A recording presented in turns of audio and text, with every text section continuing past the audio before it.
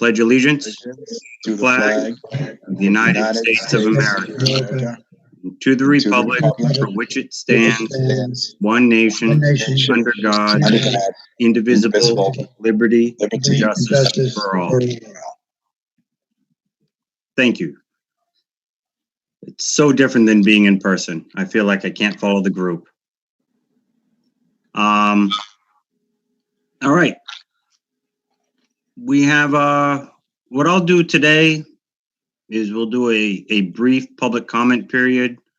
To start, just note that anything brought up, you only have 1 minute to bring it up.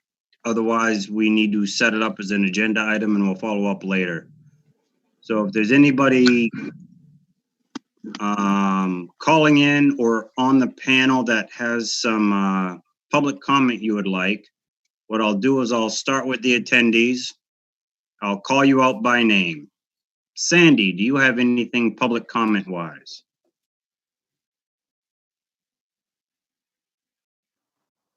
You're muted, Sandy, in case you don't know. No, thank you. Thank you. Sam Lipsum, you got any public comment? Can you hear me? Yes. I could hear you. Matt, can you hear me? I can hear you now. Okay, well, I don't know what I did, but I guess I pushed the right buttons. I just wanted to, I wanted to listen and participate at the right time. But thank you very much. All right, thank you. Chief Carbone, do you have anything public comment-wise you want to bring up?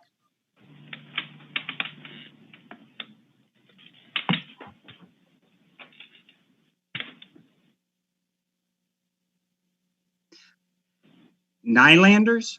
Can you hear me now? I can hear you, Chief. I'm sorry. Okay. Go ahead. I have nothing for public comment. Thank you. I don't know who came in under Nylanders or Nylander. Currently, you're muted, but if you have public comment, feel free to speak. That would be Neil. Neil, okay. Neil, do you have a public comment you would like to bring up? Not this. I was just trying to get through the maze here. So give me a second. Okay. Sam Lipson doesn't have any public comment either, but has some comment in old business. Okay, then.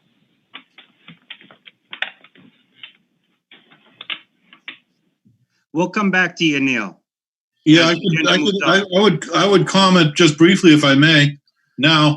Yeah, you got a minute. Go ahead. Yeah, I back to the open source and having a blog, Matt. I had a conversation with Heather and our temporary town administrator, and she informed me of one piece of information which I found needs to be addressed. I'm not sure if you're aware of it. What I found out is that the coding on the financial record keeping for the town. So in other words, if we put out open source and put online basically the checkbook for the town to give it reference point, it would present an issue because the way things are coded, it would lead to confusion and citizens would not be able to track from the coding what it was actually spent for. And so there appears to be a need for a redress on the coding so that it is in uniformity and we could then start having the town checkbook online. So I would think that they're going to need some input from the select board to remedy that. And if Heather is there or online, maybe she could address it more specifically to its true and complete nature, so that you can have a better overview of what's going on and what needs to be remedied. But that needs to be done post haste because I think it's really important that the budgetary and the checkbook go online. And so that is our intention to make that available online. And we don't want to have disruption and have 10,000 phone calls coming to the admin building every day for people looking for inquiries and for clarification. So can you follow up with that, Matt? Yeah, I'll definitely look into it. And then we can bring it up on a future agenda so the whole board can also discuss it once they have a chance also to look into it themselves. Thank you. You got it, Neil. Thank you. Okay, so that's all the attendees. Are any of the panelists interested in public comment? I'll let you raise your hand. It looks like most of you have that option.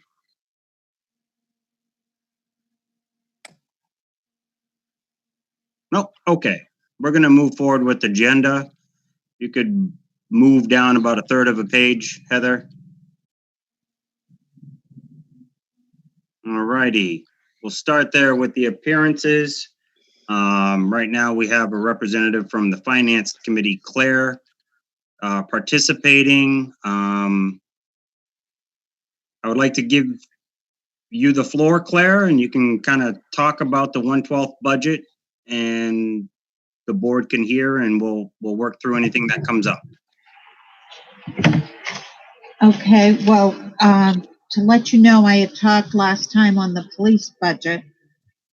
The fire came in and everything seems good, level funded, except for salaries. And we went over the capital plan with Bob.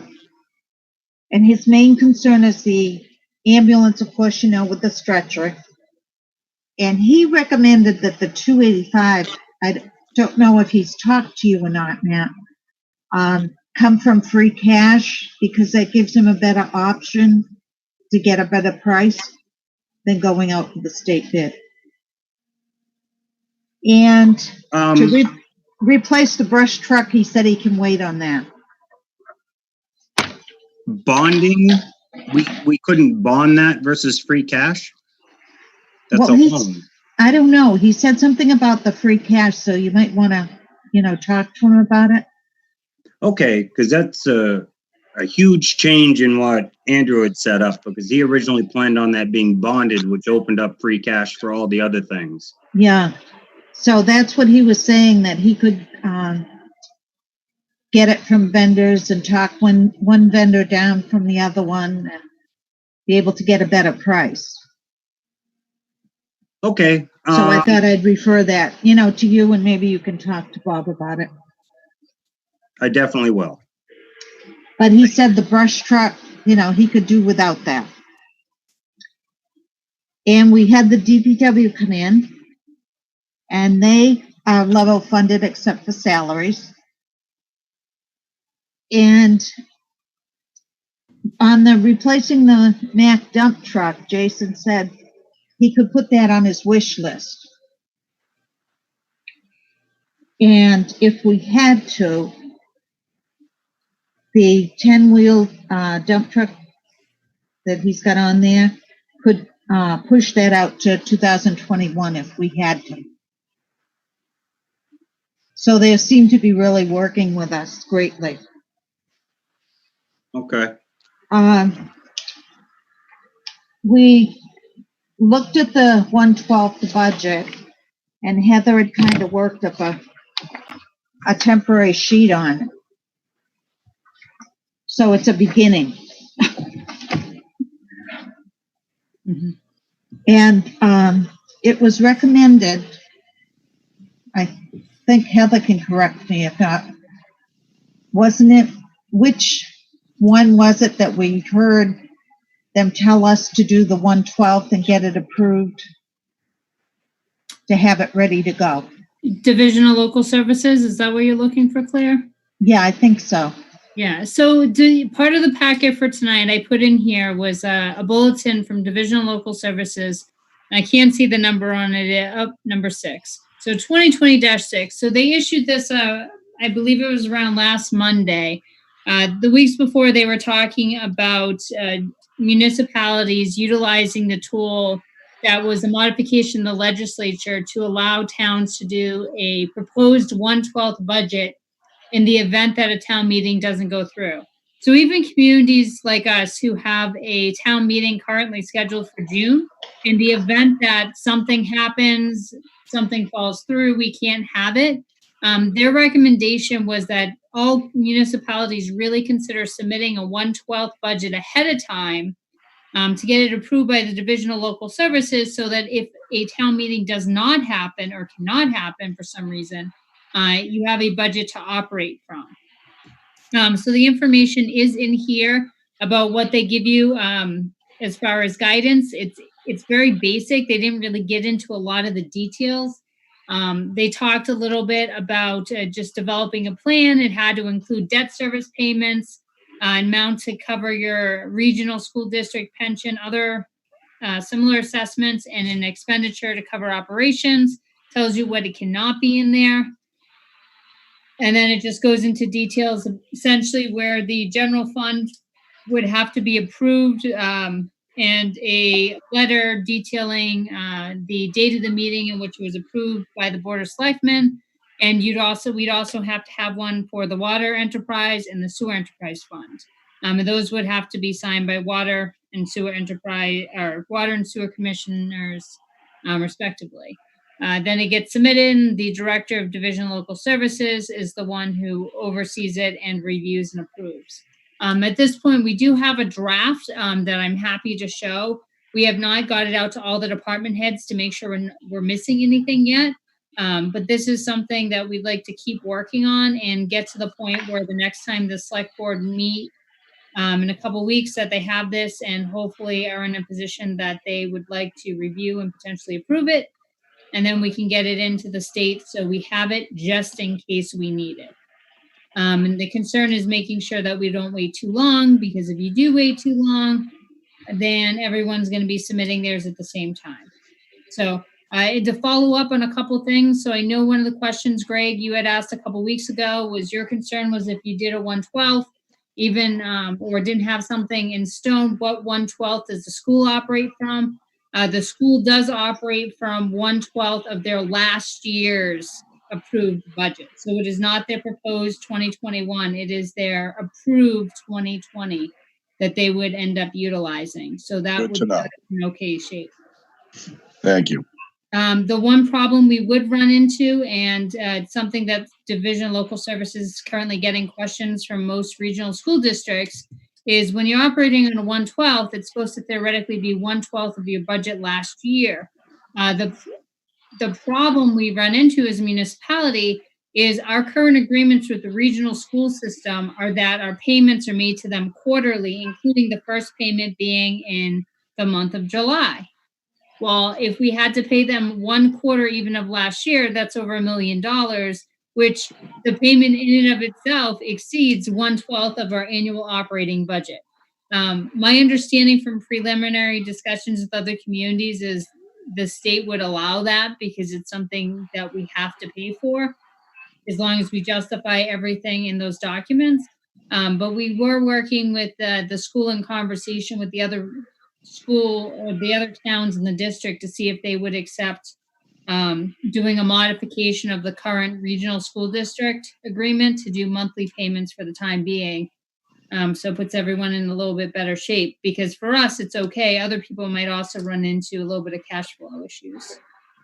So I'm just trying to pull up here. 1/12, there we go. All right, new share. All right, can you see my Excel sheet now, Matt?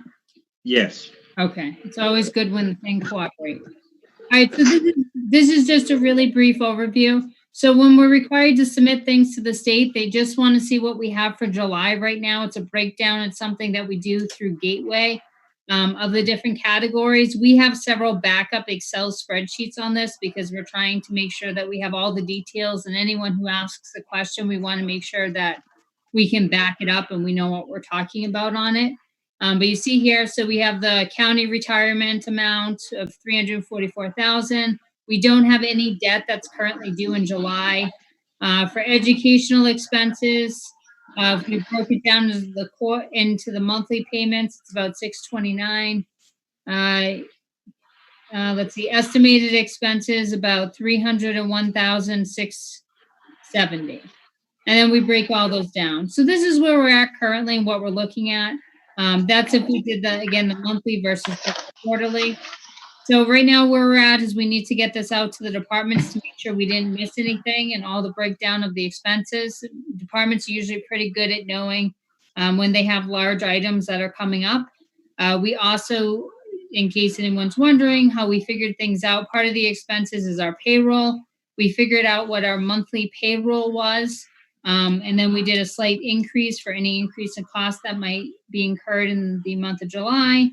And then we also figured out by looking at a full detailed record of all expenses for July and August, any of the annual renewals or major payments and so forth for those large pieces. We calculated in our health insurance contribution and any other insurance payments and so forth that we're responsible for that we pay in the month of July.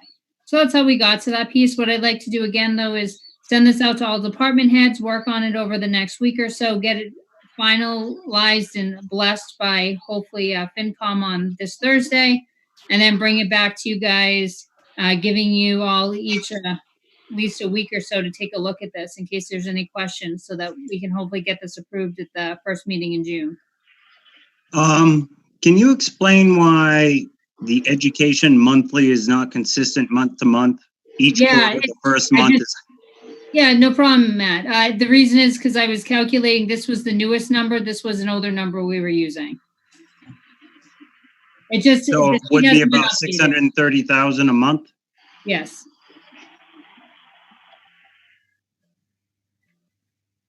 Okay. And we can break it. Let's see. So the regional school assessments 471. The month of July anyway. The school assessment for July is 471 for the regional school capital is part of the assessment, but we mark it up different, so it's 51,000. And then we have the regional vocational school assessment that we put in July at 107. So that's where that 629 comes from. That's why the other numbers. I'm sorry, I didn't explain. That's why the other numbers are different. I got you. We just didn't include the capital or Monty Tech in that first number. Because Monty Tech we play quarterly as well. So. Okay. Thank you for the clarification. Sure. Can Monty Tech take 1/12 as well? Well, we don't pay Monty Tech.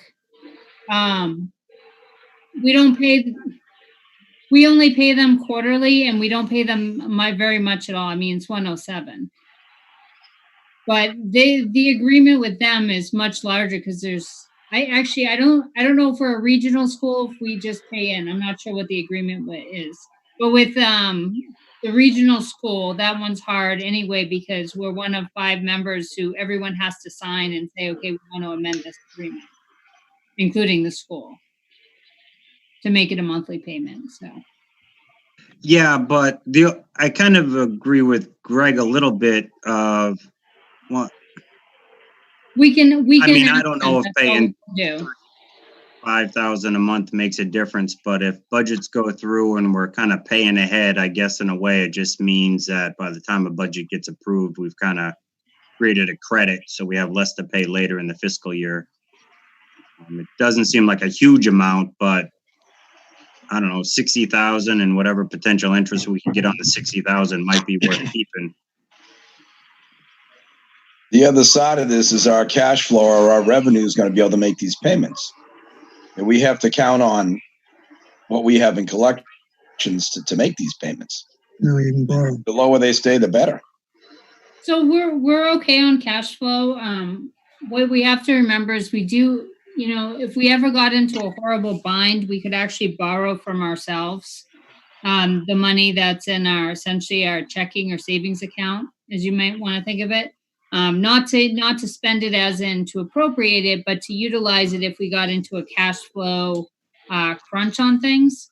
But generally speaking, I mean, we're used to paying that quarterly assessment in full in the month of July. And as far as I know, we haven't had an issue making that payment. So, I mean, this is really nothing different than ordinary. This is actually even, tuning all of our expenses and everything way back. As far as July goes, it's not a big revenue month for us because most of our money comes in May, and then again in August is the next tax payment. So you have to look at those quarterly payments for taxes as when cash is really flowing. So July doesn't really make or break us as far as what comes in. Whatever we have in is already in the bank from the month of May. We don't really start pulling revenues in for FY21 heavily until we get to August. I understand, but aren't we expecting $100,000 to $200,000 shortfall in revenues in May? Which is gonna throw this whole thing off. That's my point. We are, but as far as cash flow goes, we're fine because we still have all of the funds that were in all of the money that was left over from the year before's budget in free cash, as well as what we have for operating stabilization, which puts us almost at 1.5 million. So we're fine to cover ourselves for cash flow.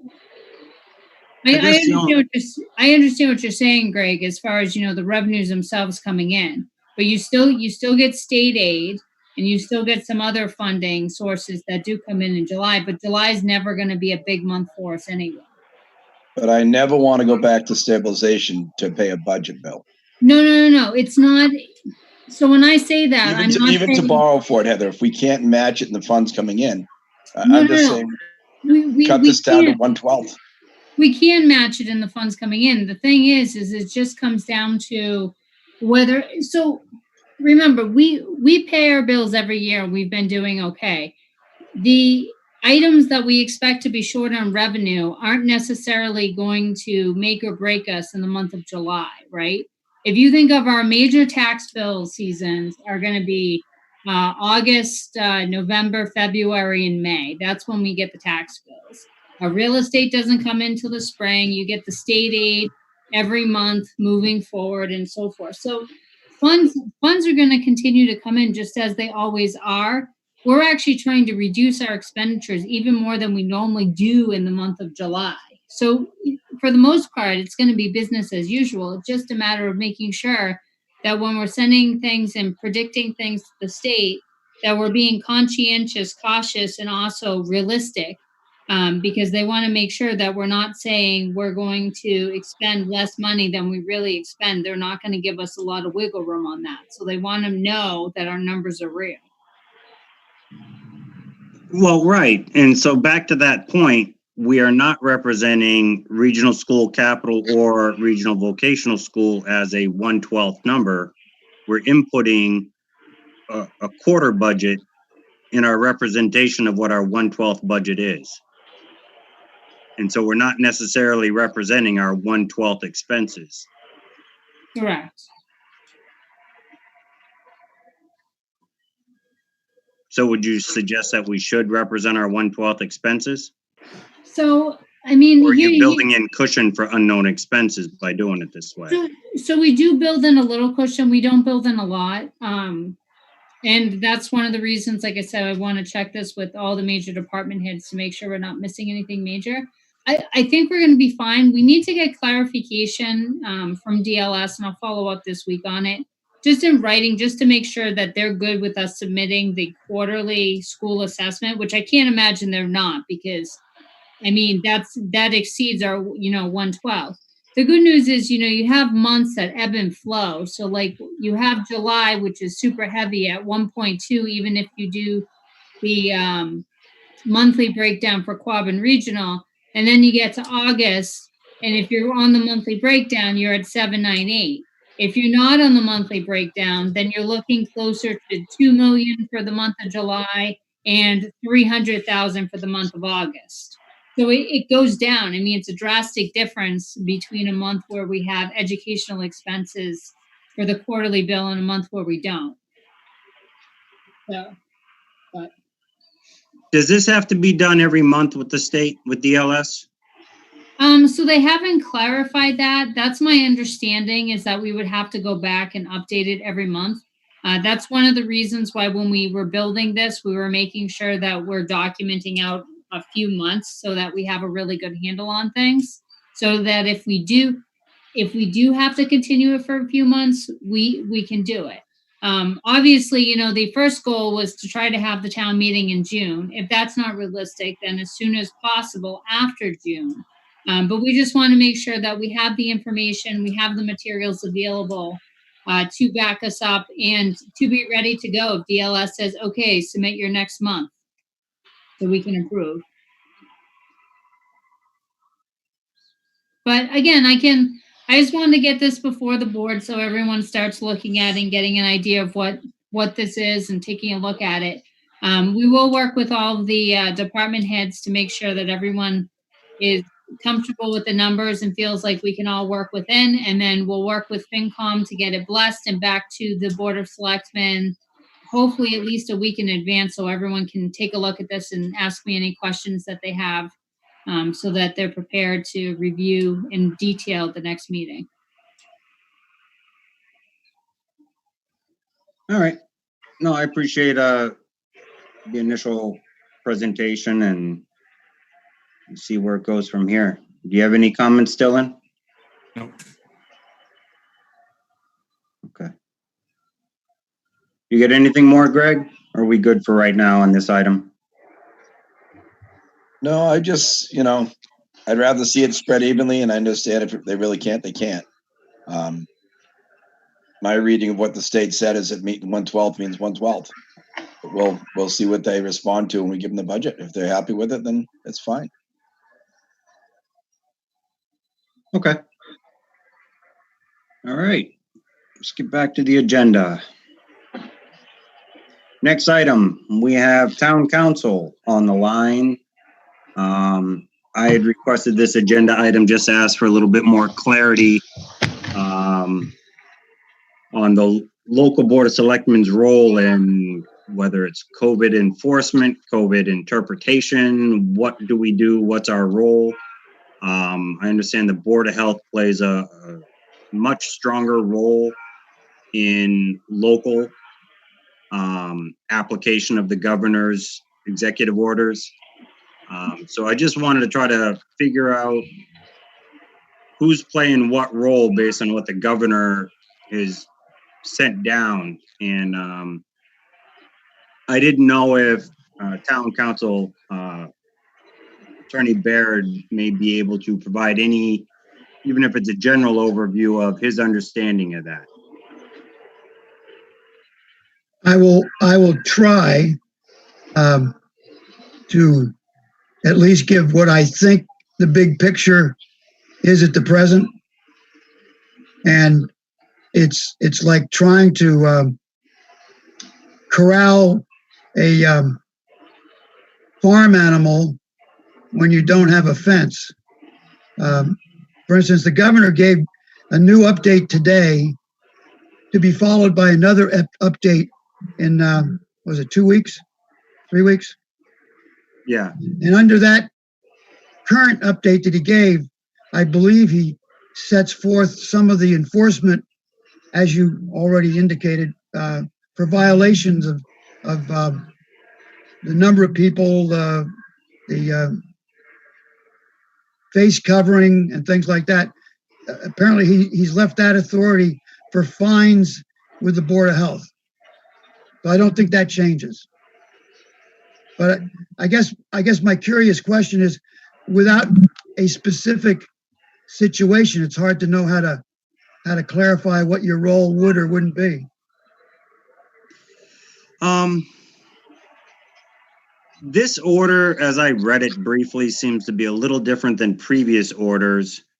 But it's more like perception. If you're watching the news and you listen to like the big municipalities, everything comes from the executive branch primarily when it comes to this is how this town's going to respond. I'm not saying that it didn't come from their local boards of health recommendation / directive that is just being spoken by kind of their executive branch. more in regards to say, like City of Worcester, it's always coming from the city manager's mouth, or Boston, let's not even try to compare. Boston apparently is its own little world within Massachusetts and can do what they want. But because of that, it's confusing not only maybe to me, but people watching this meeting here in Barre to understand, I don't know how often the other selectmen get, I don't want to say complaints, but they hear about what the board of selectmen is or isn't doing about this or that. And from my perspective, at least the way it seems to be flowing down from the state, we don't have a role.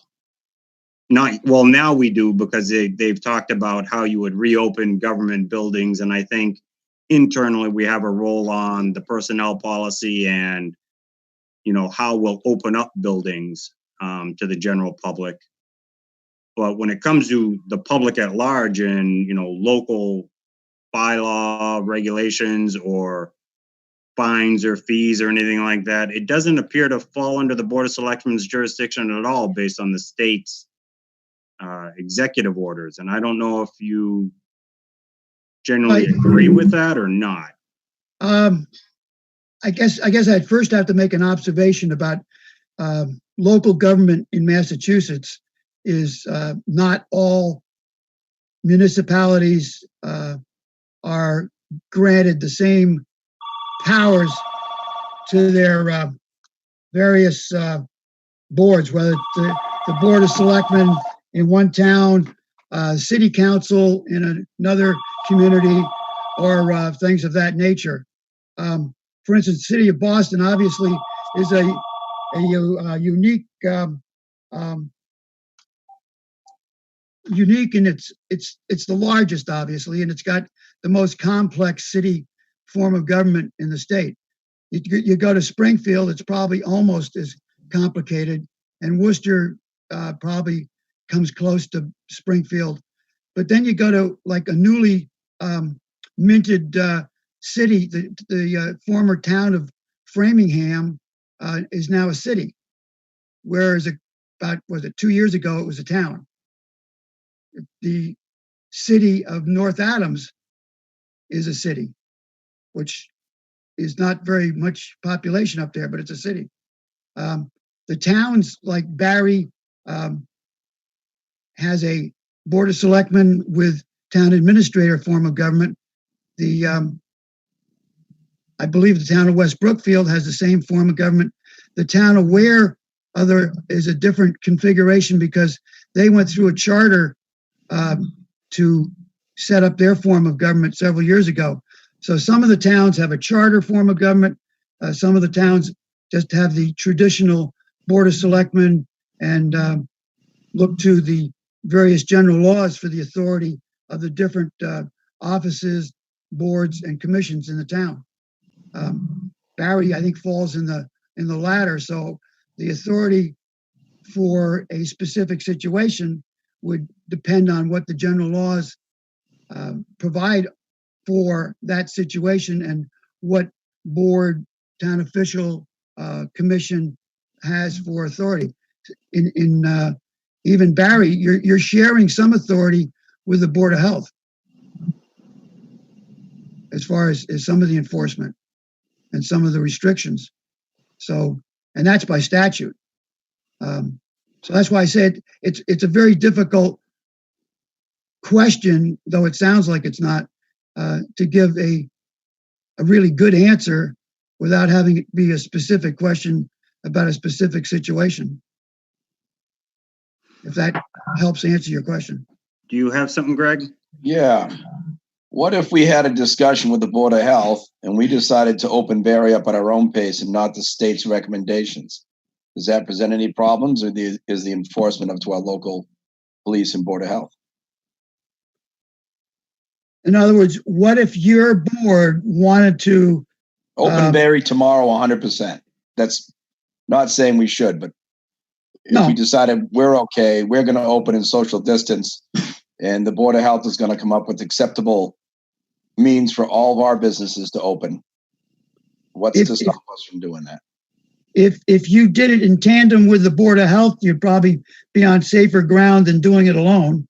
No, it would have to be with the Board of Health, clearly. But even then, I don't know if there's any get out of jail free card available to say if you do something that contradicts what the governor set forth, that you can do it without the governor coming up with some kind of penalty or some way to enforce what he said can't be done, and you're saying it can be done. And I understand we're in a state of emergency and the governor's making recommendations, but short of martial law, how can the governor dictate what we do in this town? Because he's the governor. Without martial law, how can he supersede everyone's rights to freedom and to come and go as they please, and these businesses' right to stay in business? Well, I think you're having martial law. How can he do it? It's sort of like he's got a set of clothes on that's called executive authority, right?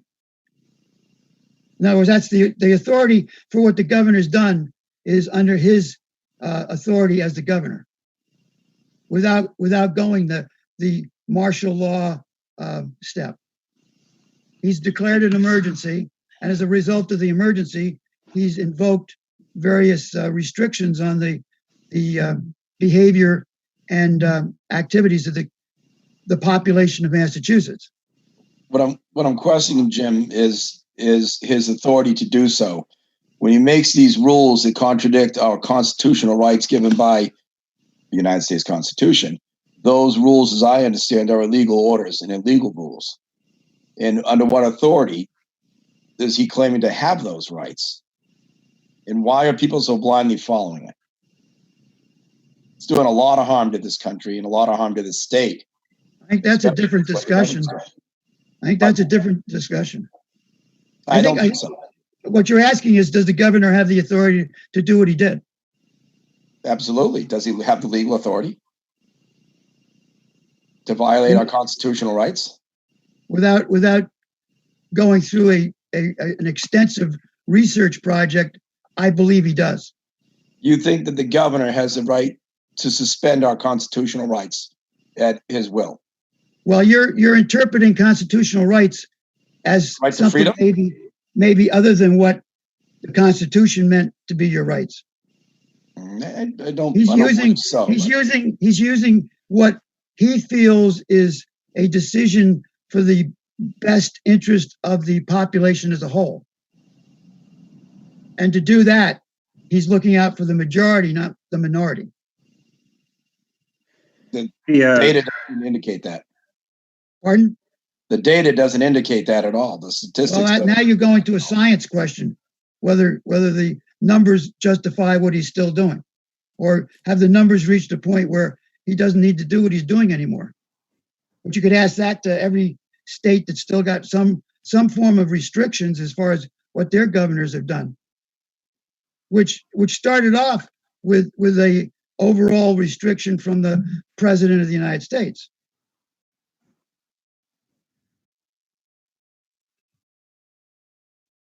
So, just to get back to the current situation, or specific agenda item on the authority of the Board of Selectmen, if I'm correct at this moment, more specifically, Jim, the Board of Selectmen's role is to generally either help create or approve the policies presented to us by our town administrator on how we would manage employees returning to work or opening up town buildings to public use, in conjunction with the Board of Health's general approval of that plan.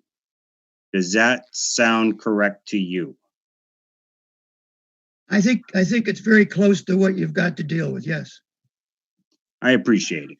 And I agree that it's beyond gray the way it kind of flows down. Well, I think that's evident from what's happening throughout the 50 states.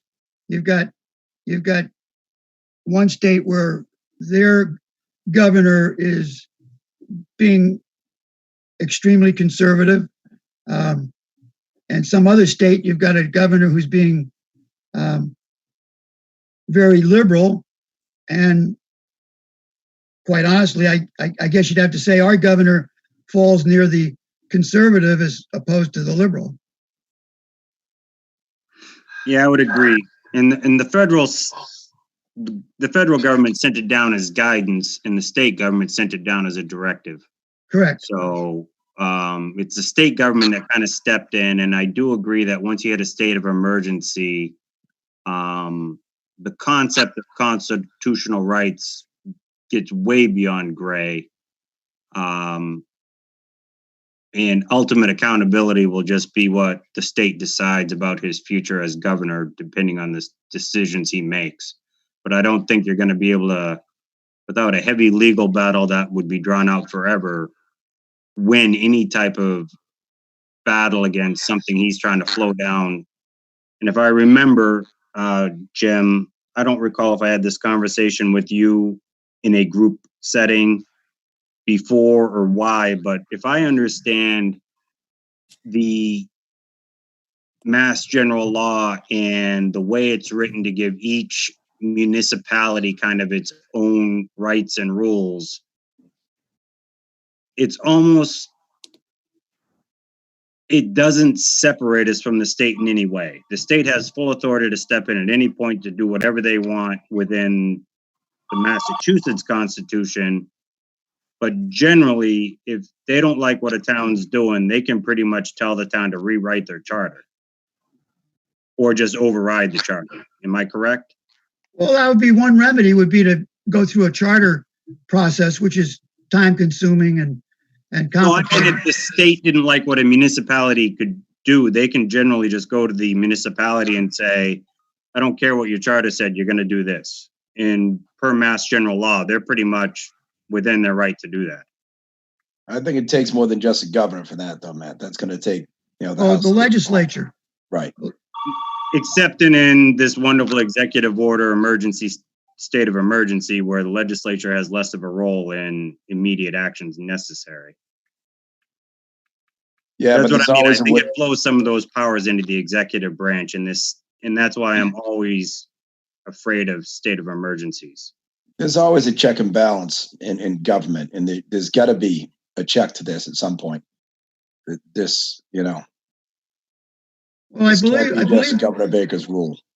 I believe the governor has sought endorsement of his various positions and restrictions from the legislature. So he's not like in a vacuum. Well, I don't disagree. I just think that ultimately he has that power if he wanted to under a declaration of a state of emergency, I believe, which... No. And under his order, your board declared a state of emergency. Right. In order to participate in the funding that comes with it. Well, maybe that's a carrot, but that was part of the deal. No, I understand. I mean, it was the only reason we declared the state, though, is we knew that it would affect us financially because he was going to tell us to stop things and we were going to have to figure out how to deal with it financially otherwise. Correct. So we had to be, it's kind of like jump on the wagon or don't. But if you don't jump on the wagon, it won't matter. You're still going to have to deal with it. You just won't get the funding to help with it.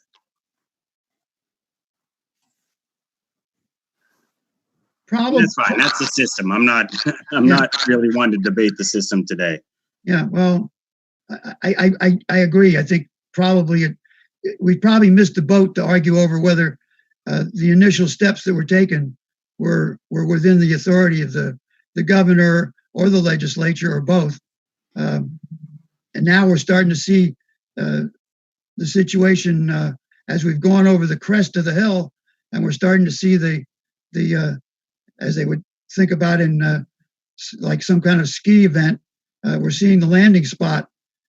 Hopefully it's not going to move on us, and hopefully as we creep toward it in the next 3-4 weeks, we'll see less and less restriction and more freedom, or liberty, if you want to use that word.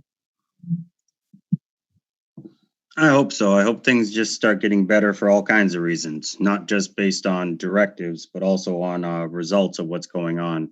You know? Well, I think if you look back 100 years and see what happened during the Spanish flu, it doesn't take too much to imagine the same thing happening, a little bit over 100 years later. I could generally agree, but the huge difference is the healthcare knowledge and capabilities now versus 1918. Well, I'm They're just using a- saying they're not quite apples to apples is all I meant. that's true, but in 1918 they didn't have a virus to fight that they knew how to fight with a vaccine, and they went ahead with the same steps pretty much that we're doing now: the isolation, the using plasma from infected patients to treat sick patients. A lot of the things we're doing now almost are in lockstep with what was done in 1918. And that wasn't the only outbreak of diseases that have been rather decimating to the population. We had TB, and we had smallpox, and we had measles, and we had whooping cough. And I can remember as a young under 10-year-old approximately child having my front door of my house have different colors depending on what disease I had that particular week. I myself went through whooping cough, measles, and chickenpox all in one summer. But I lived. Well, I mean, that's a positive. You went through all that, and you're alive today. Yeah, it's a positive. Well, I consider it a positive too. I've appreciated working with you and knowing you. Thank you. Thank you. But I also understand you're right. I mean, we are trying to take the right steps. So I'm not trying to necessarily say that what's going on right now is inappropriate or wrong. But I do know that it leaves a lot of questions, and kind of was the initiation for this agenda item was the questions that were coming to the Board of Selectmen about what are we doing about it. And generally, I felt like nothing. There's nothing we can do about it when it comes to the regulations and how they're flowing down. Having a voice where we fill out surveys here and there or talk to our senators about what we think would help. There is that role we do, but we don't really have much of anything other than talk on the phone with the right person and hope they're listening or it makes a difference. Well, I think if you watch the TV and see what's happening down in Washington, there's multiple voices expressing, in some cases, multiple positions on what should or shouldn't be done. So I don't think Boston is any different in that respect. I think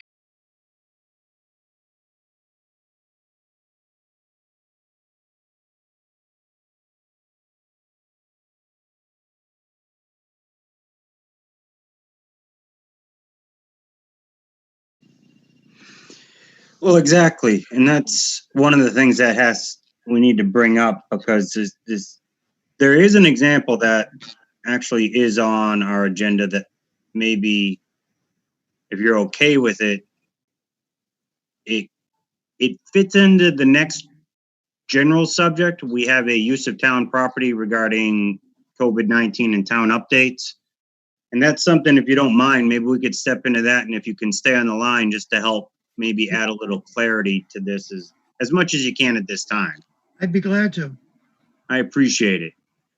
So let's move on to that, and then we'll get, so anybody that's looking at the agenda, I'm actually going to section 3C3.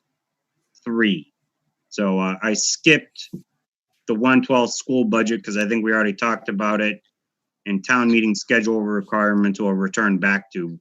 But the next three items, use of town property, farmers market, and reopening plan progress, kind of fits into what Jim was just bringing up, and I think it might be worth us as a board having that discussion while he's still on the phone. I would like to start with the use of town property. More specifically,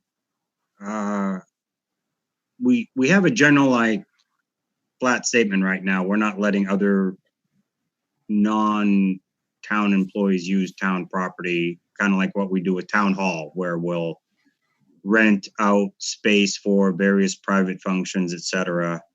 But one of the groups that has been using it, I think, on a weekly basis up until COVID hit was a church. They were using it, and the new release allows religious gatherings.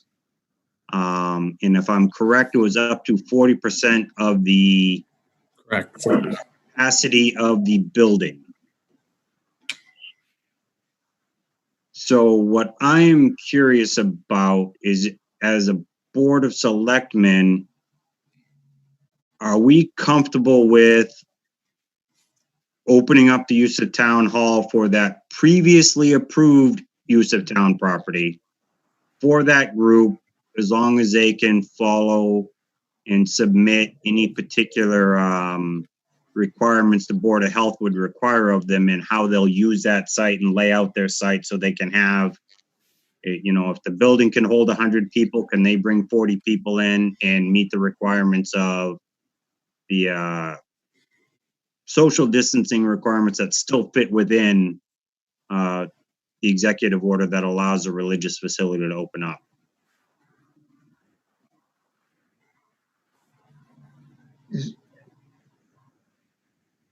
Is that a question, or I'm not? Well, it's kind of just laying it out, but apparently Heather opened up an email she had with the Board of Health that I'm now a little bit more aware of. So I did, when I saw the religious piece come through today as one of the modifications to the essential for, or now part of this current phase, and we were talking about the use of town property tonight, I did send an email over to our Board of Health agent, because my question was, hey, this is something that's now going to impact us moving forward directly, and we need to know, what do we do? Because a little bit different than most places that hold religious services, they're asking usually to use religious services in a town building.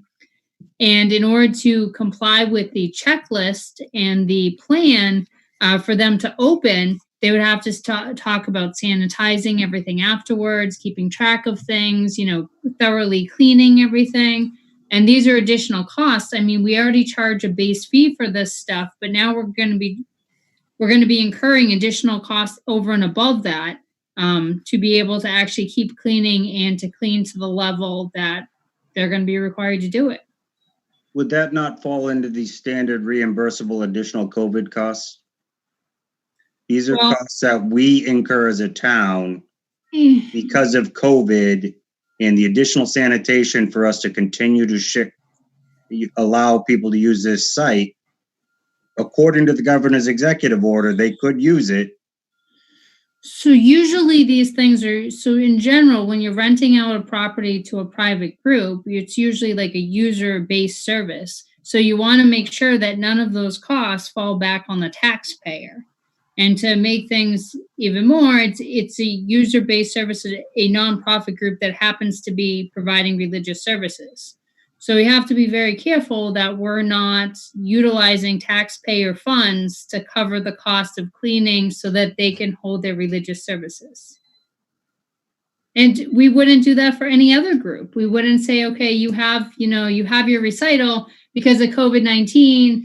We're going to have to clean things ever more thoroughly than before. And because our current custodian's already busy doing the other cleaning, we're going to expend additional costs. And then we're going to deal with figuring out if we can get reimbursed 100% for these. Do we know what level of cleaning is required? I don't. That's a Board of Health thing, correct? Yeah, it's a Board of Health thing. I mean, the guidance just came out over the past couple of days relative to religious services. So there is a checklist for it that I was in the process of seeing if I could relocate it.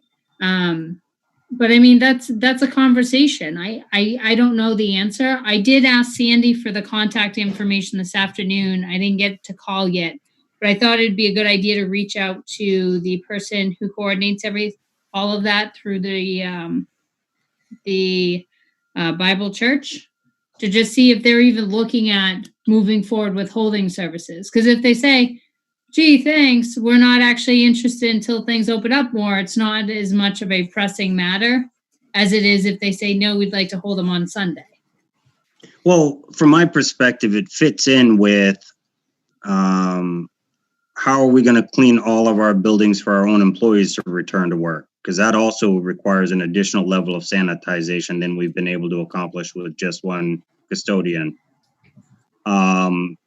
So if I'm correct, we had already thought about outsourcing that via contract and putting it under COVID.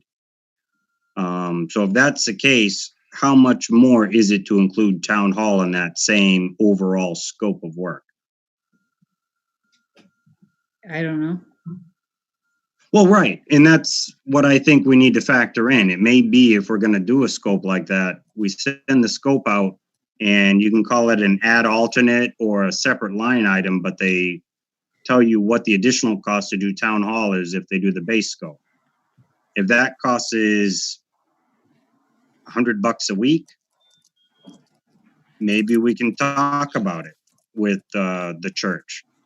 But it's also possible that other groups may still be able to use that under changes in the executive order as it flows out over the next weeks and months, so that all of a sudden we're going from, is it $100 a week or is it $100 per event? Is it $50 if they're doing everything else because they're only going to go in and, clean the floor, clean the door handles, clean the tables and chairs, and leave.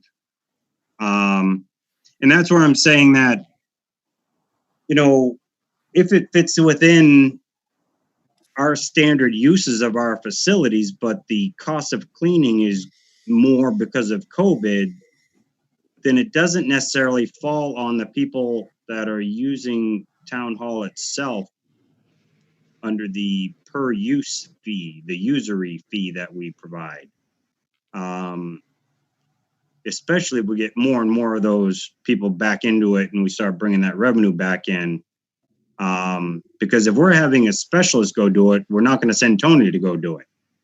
He can focus on the other buildings or something. So that's where I'm saying, until we really know the numbers, do we really know if it's a burden on the town or just a way that we're helping, a group that had come to rely on our property as a place to gather to start regathering.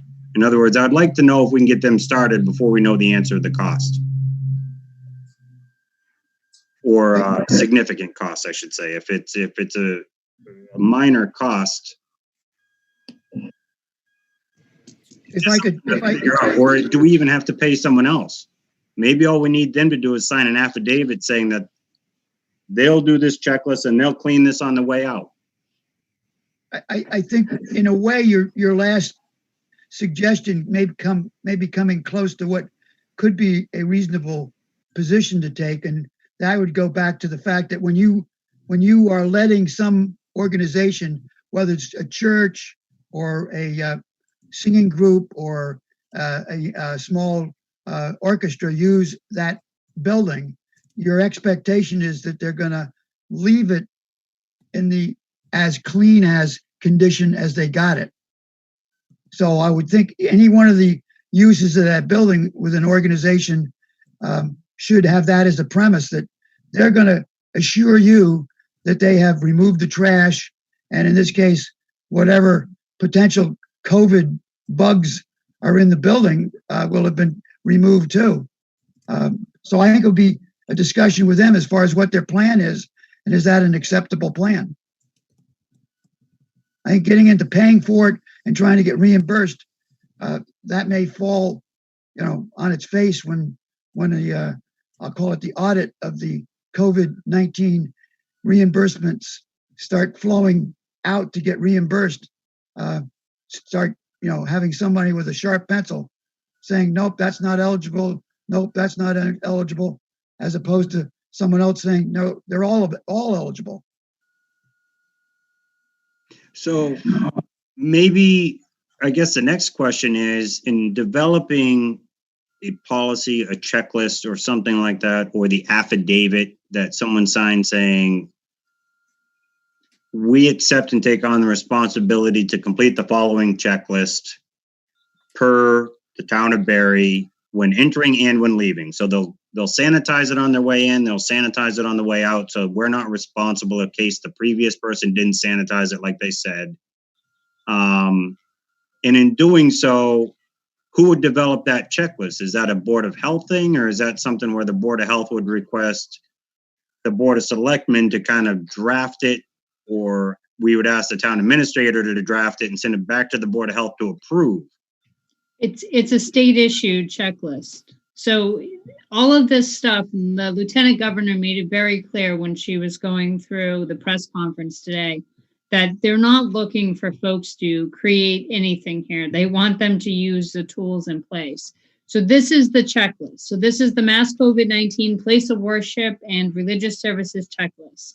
So in order for a business to open, or in this case, a place of worship or religious service, they have to be able to comply with the 4 components. And the 4 components are going to be the same for all businesses. They're just going to look a little bit different.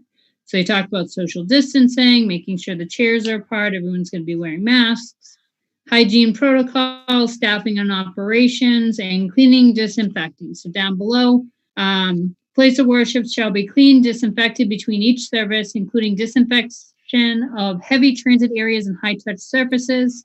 If a place of worship learns that an individual with COVID-19 attended a service or otherwise entered that location, it shall conduct a deep cleaning and disinfecting consistent with the CDC guidance. So that's one of the documents, but there's quite a few for the state that they issue for each of these pieces. So that covers the worship checklist. And then there is the places of worship protocol summary. So they talk about the different standards, they go into detail and so forth. And then the third document, I believe that goes with most of these here, is the sector specific standards. So they talk about other pieces in here. So they cover all of those things. My understanding is they're required to do a self-certification. So they're essentially saying, we have all these protocols, we understand what they are, we're adopting them, we're going to follow all of this guidance, and then they're good to go. If there's ever a complaint, or when there's a complaint, the Board of Health would look at those documents to make sure that they have a good plan and, be able to go from there. So what we need is, and maybe they've already drafted it, but we need something that this Grace Reformed Church would send to us saying that we would like to restart using town hall, and we agree to follow, and they reference whatever state guidelines they have to reference. In other words, we want something in writing from Grace saying we understand it and these are the rules we're going to go by. And that allows the Board of Selectmen to therefore vote to approve use of town hall for that purpose. Because it sounds at that point, the Board of Health really doesn't even have a play in it. They just, if there's a complaint, they'll check, but otherwise they're not even involved in the checklist to review, ensuring it was done. That does fall on the Board of Selectmen to ensure that somebody requesting to use town property confirms to us they understand what the governor is telling them to do, and they commit to doing it.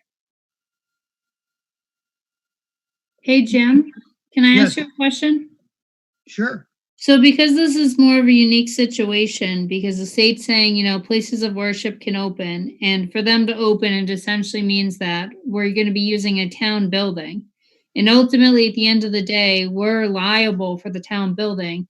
I know there's been a lot of conversation right now, and I know there's been a lot of discussion in the legislature relative to potential legal claims that come on later. If someone gets COVID-19 because of someone's business or protocols not being followed or hygiene issue or whatever. Are we opening ourselves up to more liability by allowing organizations at this point to come in and utilize the town hall building for an outside function? Is in like if one of the folks who attends the service gets COVID-19 or has complications or something goes crazy from that, are we putting ourselves in harm's way? The answer to your question gets back to what I can remember when I first was attending law school, and you also went to law school for a while.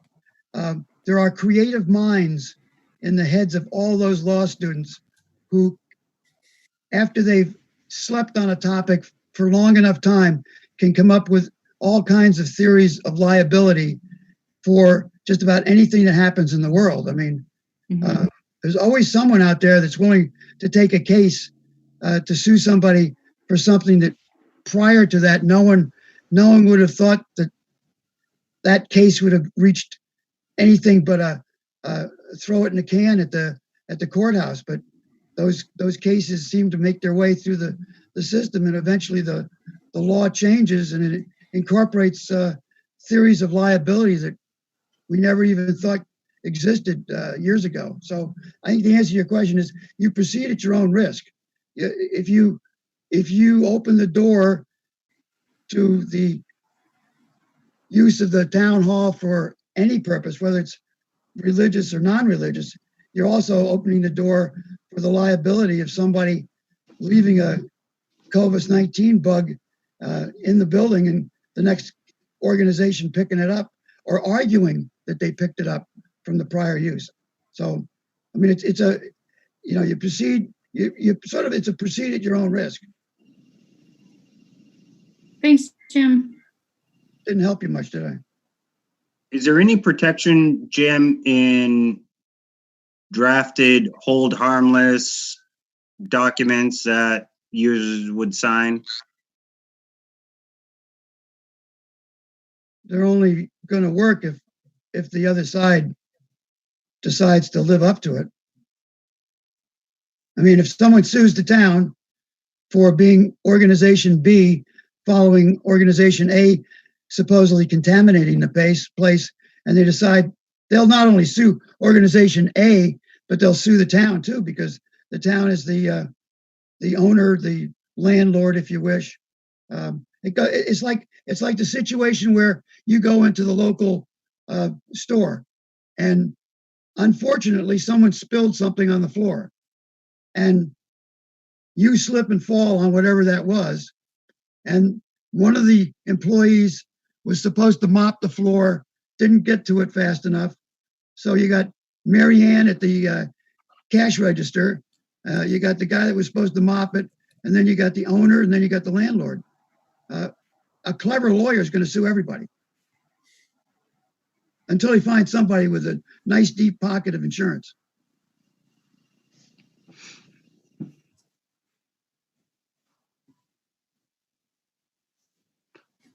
Gotcha. So, gentlemen, the use of town property, that kind of provided a specific use, but it can be expanded. A lot of the arguments that were laid on the table, not only from that, but the use of, I mean, how does that, is that similar to the farmer's market, Jim? That's technically our property, but it's outdoors. Are we just as likely that a clever lawyer could try to sue us because someone walking down the sidewalk thinks they got sick due to the congregation of people at the farmer's market? Probably the situation's a little less risky because it's outdoors. The distancing or not distancing would be rather obvious to anyone watching the farmer's market, whereas the distancing or not distancing in the confined space of the town hall would only be seen by people actually inside the town hall. So the risk with a conscientious group doing the farmer's market, I would expect that they would be monitoring their own conduct of their members and monitoring the public's conduct. And I think, do they have a police officer monitoring the traffic No. at the farmer's market or not? No, they don't. They don't have anybody There's controlling. no detail or paid detail. If an officer's there, it's by happenstance or part of a general patrol. Okay. But they're more, like I say, it's out in the open and it's going to be observed by a lot more people that are not involved than the church service inside an enclosure. So if there's people blatantly violating, like kissing and hugging and things like that, it's going to be pretty obvious. Whereas when they go to pass the peace inside the church service, you're not going to have anybody other than the people that were there see it. Gotcha. And to be honest, from my perspective, I don't think anybody would win a legal case against us. I just don't think it's worth setting ourselves up to spend money to defend ourselves against it. Well, That's my bigger concern. My suggestion would be to contact the town's insurance company and see if they, under the present coverage, would cover the town if that scenario were to arise. Yes, that's a good idea. What do you guys think? Dylan, what's your thoughts on this matter? Yeah, that's a good idea to find out about liability on that end. I'm also curious about any other towns, how they're handling reopening, at least renting out their property to outside groups. I'm sure other towns are having similar discussions as we are right now. So if we get any examples of what other people are doing to solve this, I'd be interested in hearing that. Do you have any comments, Greg? Of course I do. I think we should be opening up the town property to the church. I think the separation of church and state should be complete. I toss this out there. What do you guys think the Church of Scientology has done through all this? They refuse anything medical. They refuse vaccinations. That is their religion. You know, I haven't heard they all died off or anything crazy either. And I think as far as the outdoor property, I think that the farmers market is important, especially to local vendors there for their businesses. And I think that should be allowed to open. It's outdoors. Social distancing in most cases is going to be very easy there because it's usually not that crowded at any given point in time. And, you know, if they want to follow the governor's guidelines where he asks that everybody wears a mask outdoors, then there shouldn't be any issues. I think as far as use of town buildings otherwise, that is a business of our town, renting out that building. That is a source of revenue. And if they can comply with the guidelines of the social distancing and the capacity for the building, I mean, it's very hard to tell people you can't get together when, like, we can't go vote at our polls, but we can join 200 other people in Home Depot or Market Basket or Walmart every day. I can go in the liquor store with 50 other people at a time to buy a can of beer, but I can't vote, but I can't go to a store to make a purchase. I mean, there's no logic to these rules that are coming down, and there's no way to say that we're keeping people safer by saying they can't go to a farmer's market. And for goodness sakes, they said they can open golf courses, but you can't take a golf cart. How does driving a golf cart increase your risk of COVID or anyone's risk of COVID? Answer me that. And I'm very serious. You can't take a golf cart on the golf course without a doctor's note. How is that protecting people in public health? It's insanity, the things that they're doing. It's insanity, the restrictions they're putting in place. Then you need to let the people need to get back to normal, and people who feel they're at risk, or especially we're showing the death rate in people over 70 and over 80 is much higher. Those people, if I was over 70, I would keep my butt locked up on purpose and ask people to bring me things. But I wouldn't expect the world to shut down for me. I would expect to keep myself safe and do what I can to keep out of that risk area. Never in the history of this country have we told a whole country to shut down for somebody else. If you're at risk or if you have a disease and you get quarantined, that's one thing. But this is unprecedented. It's causing us untold and unprecedented damage to our national economy, to our local economies and state economy, to individuals, to businesses, to home ownership. Suicide rates are through the roof. The rates of domestic assault and pedophilia are climbing during this. We are doing so much damage in so many other ways, and this needs to stop. And I would rather we be a voice of reason and open up as much as we can as soon as we can. Point made.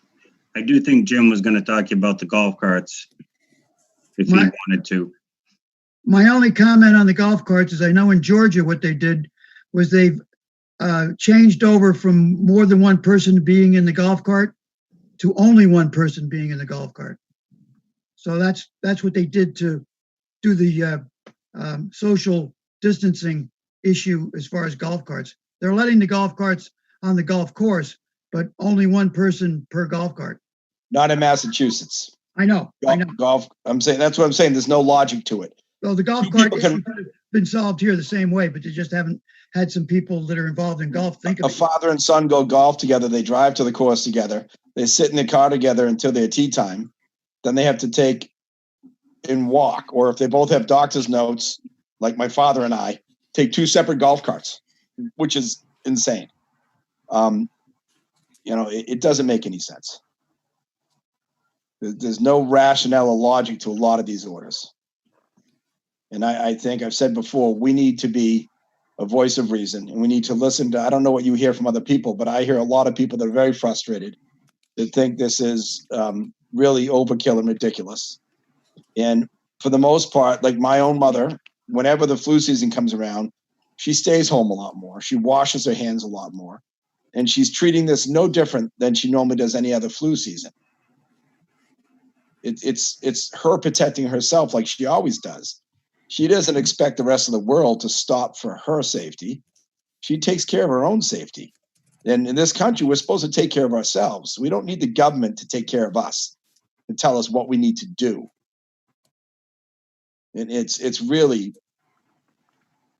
unconstitutional. And it's an insult to every person that served in the military for our personal freedoms to see what's going on in this country. It's disgusting. Gotcha. I may have a strong opinion on it, but that's parroting what I hear from people every day, everywhere I go. I hear it from people in Market Basket, from Home Depot. I hear it from other contractors like myself, other business people. I hear it from seniors that are like, this is ridiculous. Just stay indoors.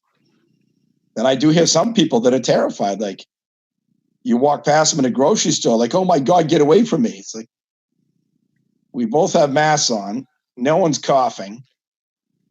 This isn't some parasite in there that's diving at people and attacking people. This is a mist vapor-borne virus. If you're not coughing or sneezing, so once you're wearing a mask, you can't expel it on anybody. It's just ridiculous. And the paranoia people have is insane. It's absolutely insane.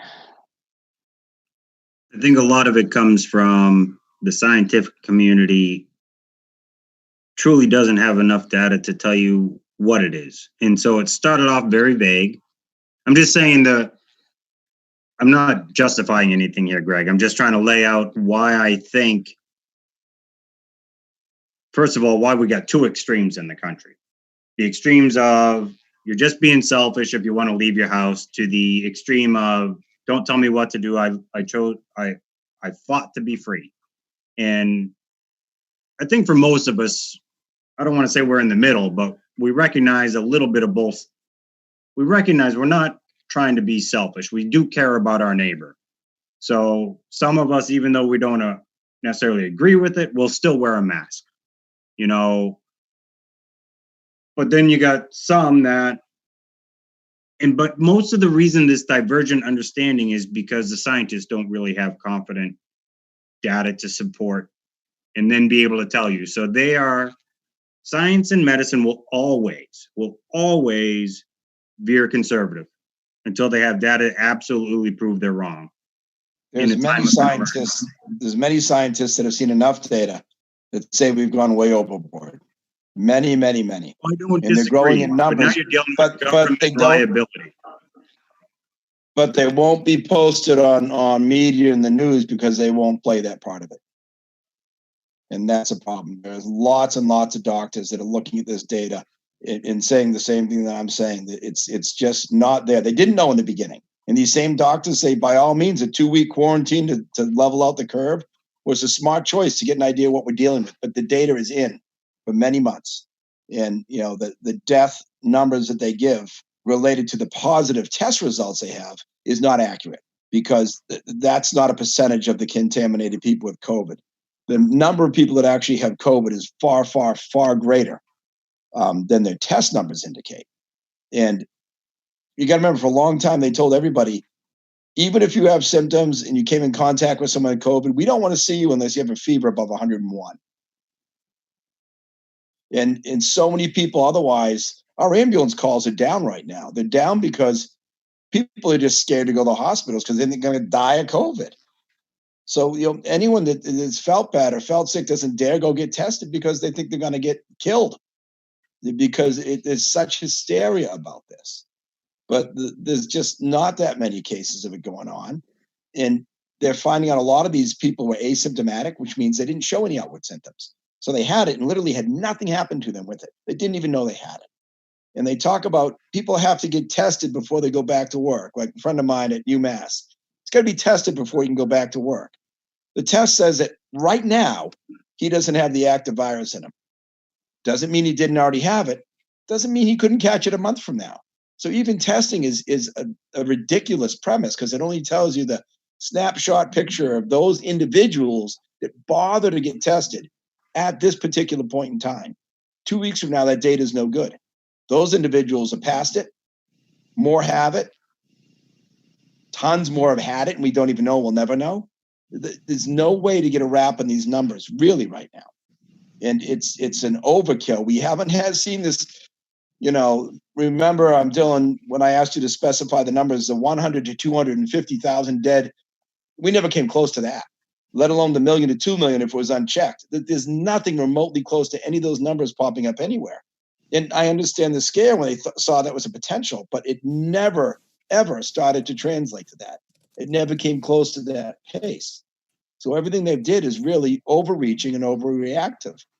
And you know, they need to get back to normalcy quicker than they're doing, because there's still businesses that have a chance to survive this. But we're gonna kill businesses here in our town. You watch, and mark my words. We'll probably have at least 2 major businesses in this town shut down from this. At least. Quick question there. I think we've kind of threw out different thoughts on this. I'll give you, Dylan, a chance to speak if you'd like before we move forward with maybe making any votes or decisions on this. Go ahead, Dylan, if you want. Sure. Well, I'm following the governor's guidance every day, as well as most people here watching and participating. And what I'm seeing is a 90,000 death rate nationwide. Just a simple Google search here. I can cite some sources, but I don't think we're over this. I don't think we're over this thing. So being a little conservative makes sense.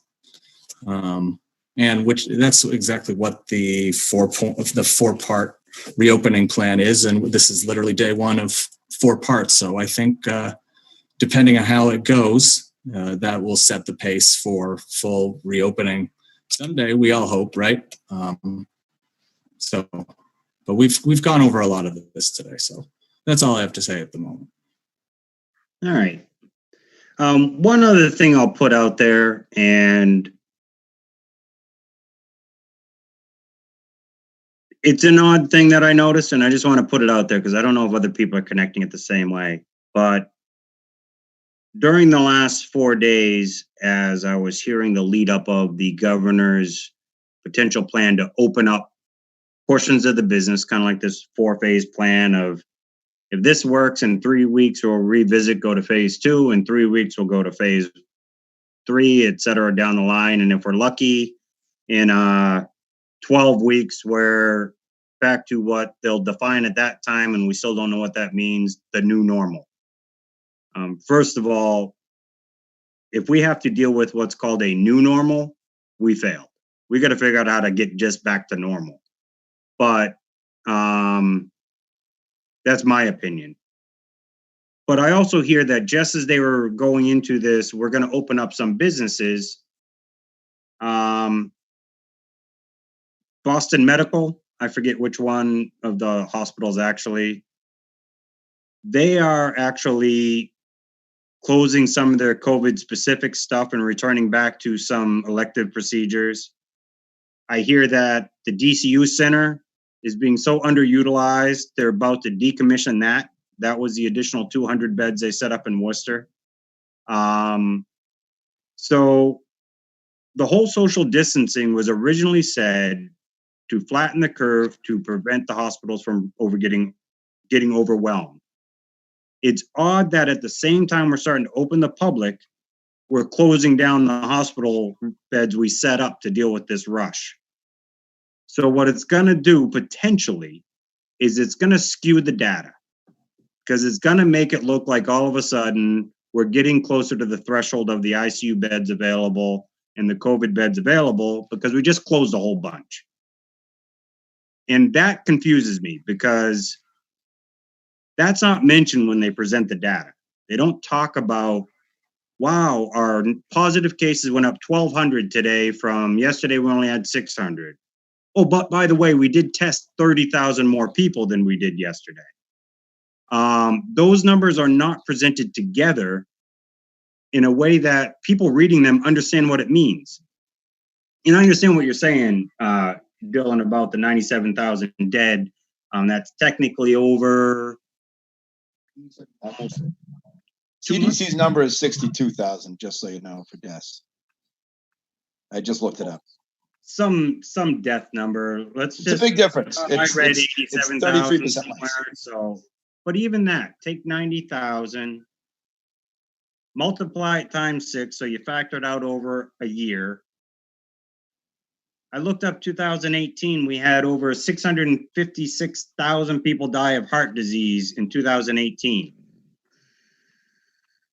You're not quite reaching that number. I'm not saying that it quite is the right match, because heart disease probably hits several different categories and only a few of them are actually contagious by walking down the street.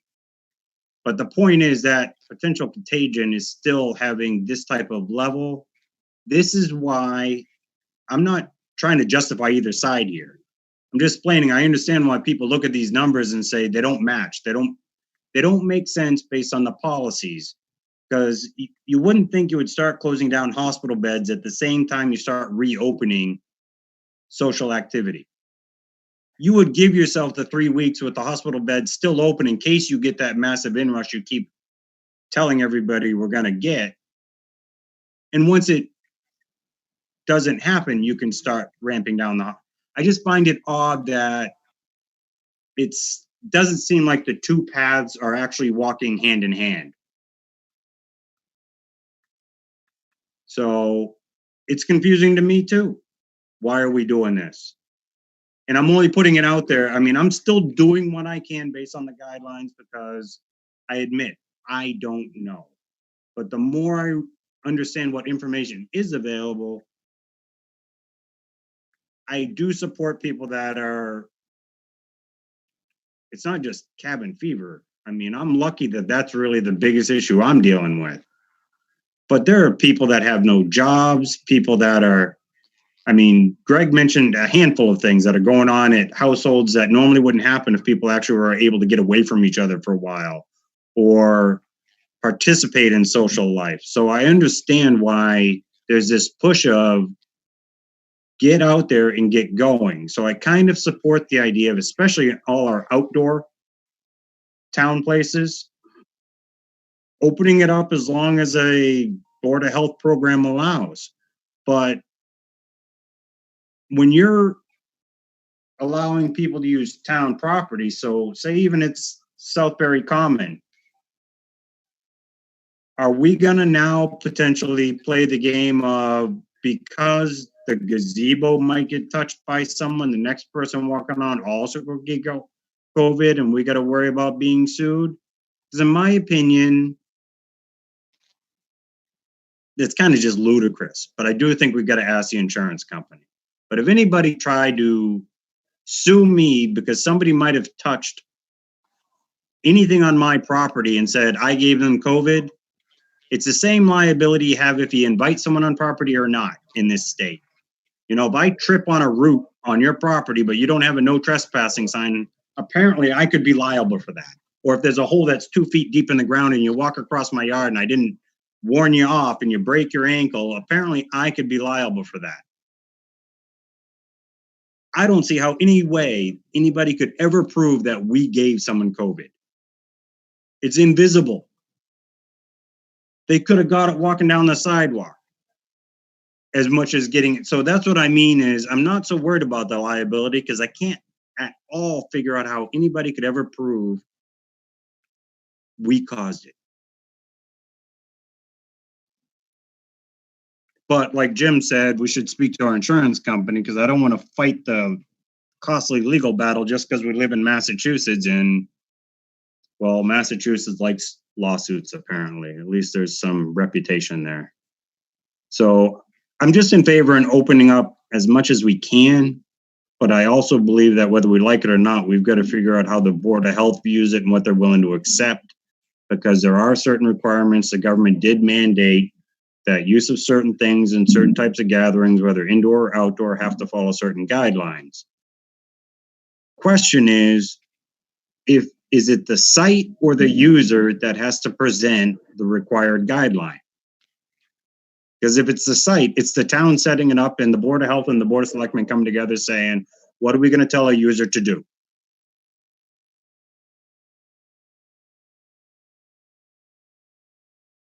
So that's my question.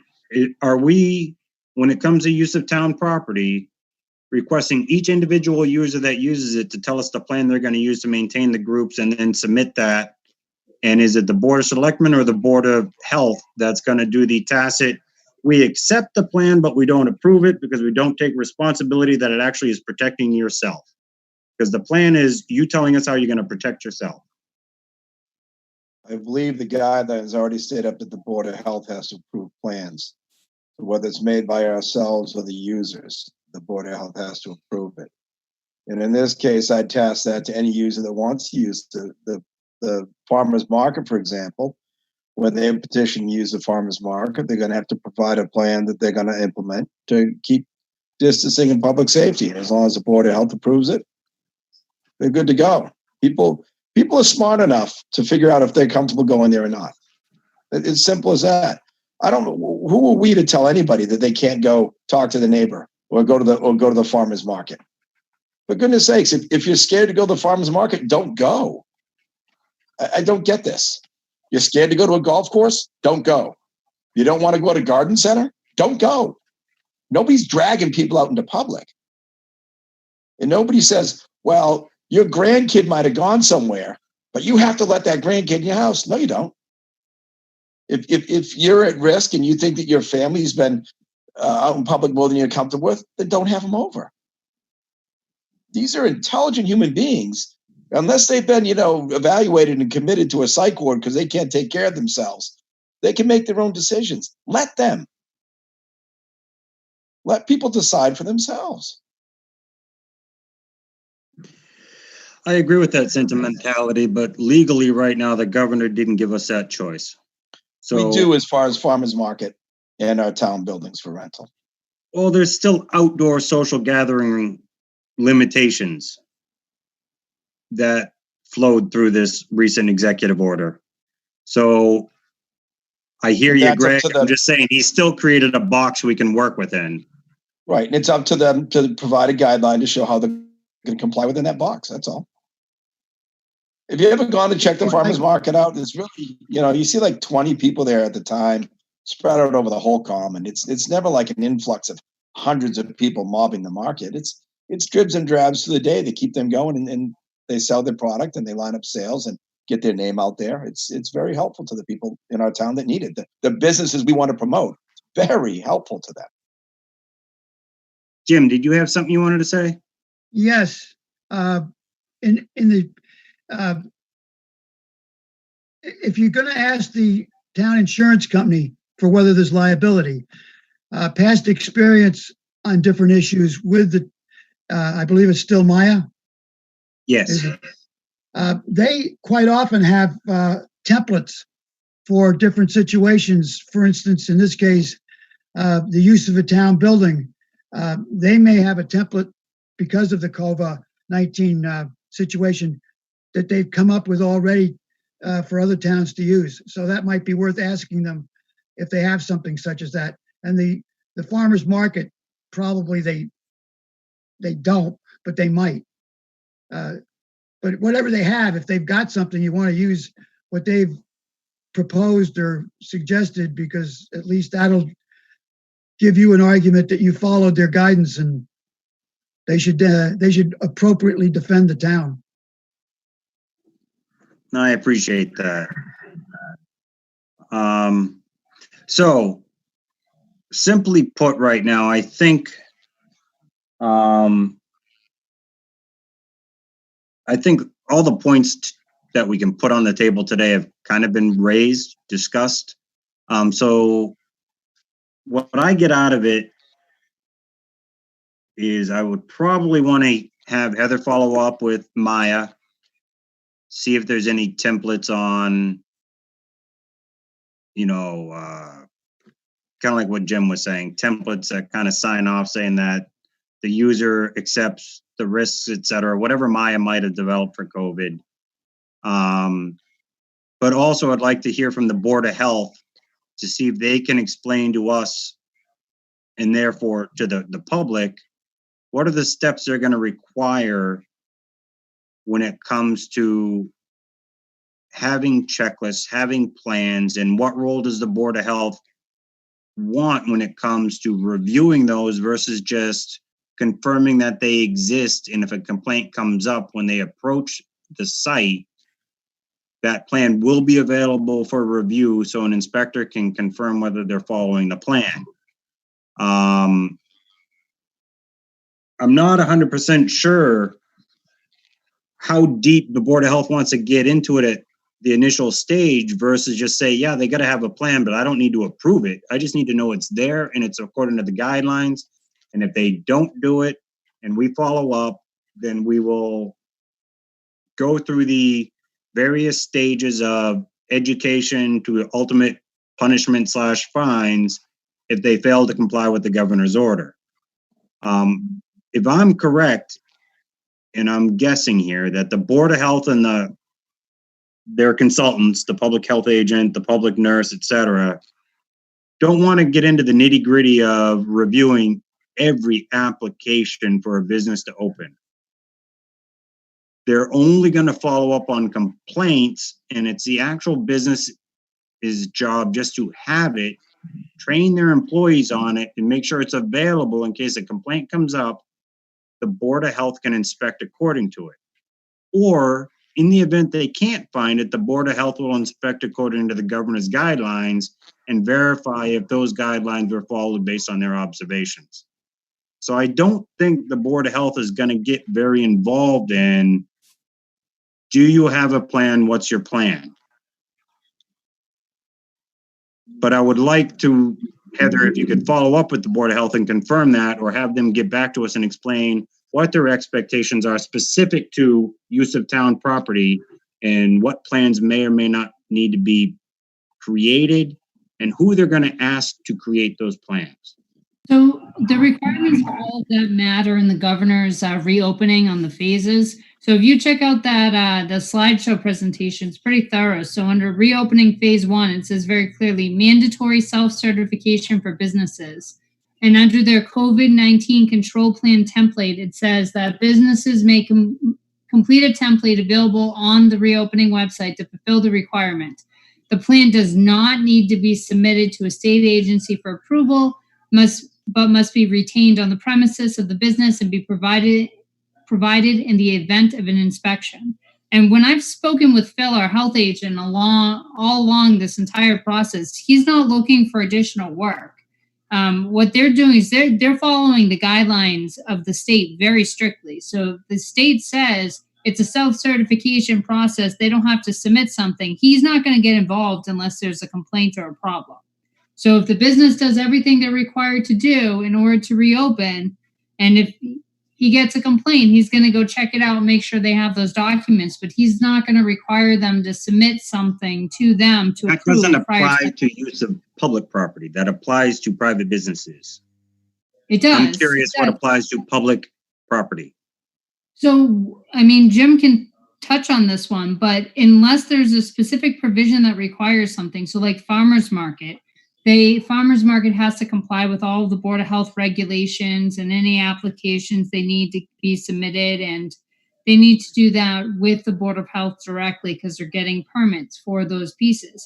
As far as using the town property, I mean, I think that's just a matter of, you know, we're the landlords, essentially. We're the ones who own the property and we're allowing someone else to use it. So I think it's up to us to make sure that they meet our expectations of meeting the standards. But Jim?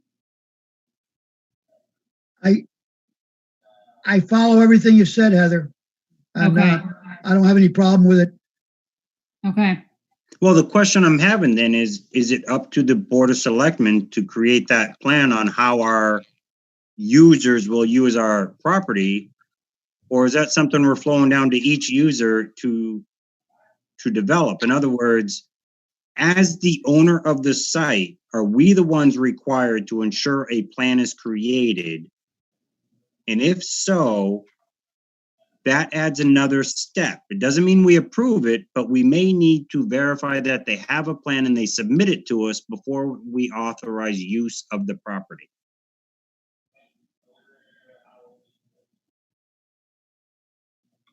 Yeah. And that's where I'm mean, curious where the Board of Health's position is on that. So I don't know how much the Board of Health is going to get involved in that because they're not the custodians of the property. I don't think they're going to be They are looking for any. enforcement of the entire executive order. Yes, but to them, the town itself is its own business, right? So we're the business.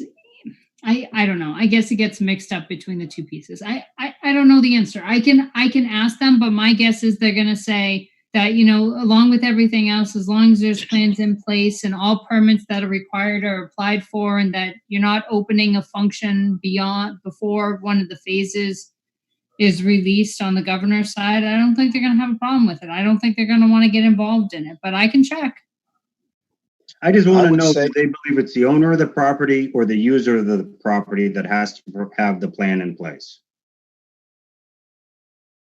I would say, Matt, first of all, that it's a public building and we're allowed to open up our buildings. And on the other side, they're saying the houses of worship can get back going again, so it's safe to open it. And I'd still ask them to show us their plan of going forward for how they're going to social distance and let the Board of Health approve it. But I just read through an update from KP Law, which is going over the executive order number 33. And one portion that says these previously issued orders and mandatory guidance, as they may be subsequently amended by the commissioner, shall continue to apply to these businesses and organizations under the terms of the order. In other words, they're already acknowledging these businesses are running. Grocery stores and pharmacies, nurseries, greenhouses, garden centers, agricultural supply stores, farmers markets, farm stands, and community-supported agriculture programs. So our farmers market fits in there under community-supported agriculture programs and farmers market. And they're allowed to be open already without these new changes. So that should I agree with that. help give us a little comfort in allowing that in the common. Most farmers markets are on a town property and town common. They've been allowed right along since day one. So now the next question. I'm only bringing it up now because I know, say the farmers market opens Saturday, somebody sees somebody doing something they don't like, and they're going to come to me and say, why don't they have plexiglass in front of their table? Or why don't they have an additional 2 tables in front of them to keep 6 feet apart? Or how are they? And the truth is, I don't know how a farmer's market appropriate plan fits compared to a grocery store. And that's up to the Board of Health. That's why I need to know. Well, no, the Board of Health says it's not up to them at all. Unless they're called in to deal with a complaint, they don't want a part of it. They'll deal with it if it becomes a complaint. But in the meantime, the Board of Selectmen and the users that request to use our property need to determine, is it the user or the board that's ensuring that the site is properly used? And I just want to know, is the Board of Health going to say it's on the Board of Selectmen or the user? And do we need to know that what the user's plan is, or just tell the user, you've got to create a plan, it's all on you, go to the government website, it tells you how to do it, hands off. And at that point, after talking to Maya, if Maya says that we feel we can legally protect you, I'm all for opening it up to anybody that asks based on whatever the governor's order allows them to do. It sounds like in the governor's orders, you just need to be self-certifying that you're complying. That's all. 2 weeks after that. Well, right. I just want to make sure that, are we taking the same viewpoint as the Board of Health, or does the Board of Health believe that we have certain things we have to do to meet the governor's order as an owner of a property versus the user of the property? And so I'm just looking to see if the Board of Health and the Board of Selectmen can be on the same page, because I don't want to accidentally walk down different paths and then butt heads later. And I'm not asking the Board of Health to take on more responsibility or do more work. I just want them to know, does the Board of Selectmen have to do more work, or are we just putting it on the user, and not necessarily based on cost? I understand that email, Heather, about cost of cleaning the facility, but who's owning the verification of the properties being used appropriately? Under the governor's orders, enforcement authority, the Department of Labor Standards, in consultation with the Department of Public Health, shall have general authority to promulgate, I hate that word, directives, regulations, and guidance to implement and enforce the COVID-19 workplace safety rules established or authorized under this order. The DPH shall have specific authority for the directives, regulations, and guidance to implement and enforce the terms of the order as it applies to businesses, organizations, and workplace, subject to sanitary code established pursuant to 127A of 111, general laws, or DPH otherwise has existing regulatory authority.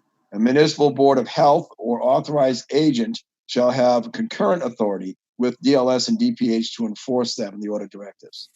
So, it says this, establishing it through the state, and the local board of health has, authority along with them to enforce it.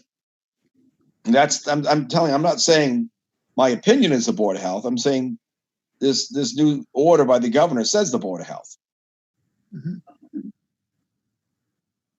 This order is intended to establish a uniform set of rules in the workplace and safety issues for all businesses and other organizations opening brick and mortar premises across the Commonwealth. No municipal or other local authority should adopt and enforce any workplace health and safety rules to address COVID-19 that is in addition to, stricter than, or otherwise in conflict with this.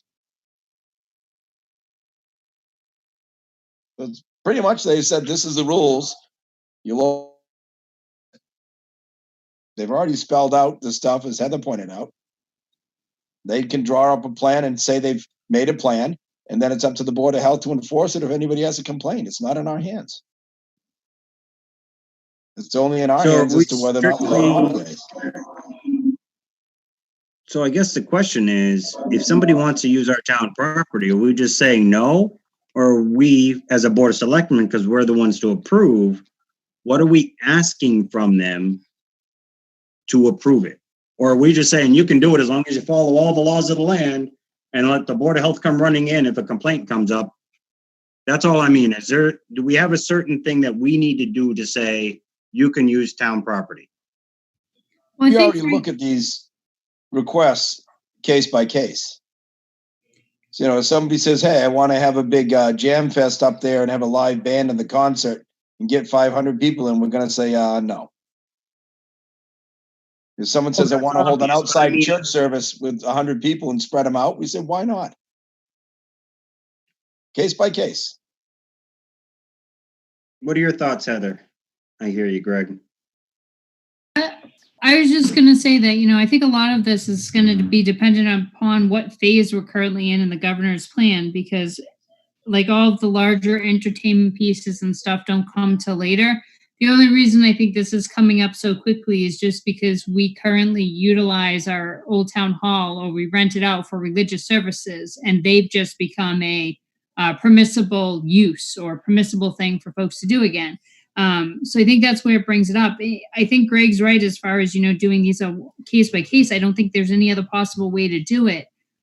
Even with looking ahead, if you look at the phases, the governor's slideshows or the advisory slideshows show that, for phase 1 and 2, it's still social gatherings limited to 10 people. When you get to phase 3, it says to be determined. And then when you get to phase 4, it talks about large events and venues.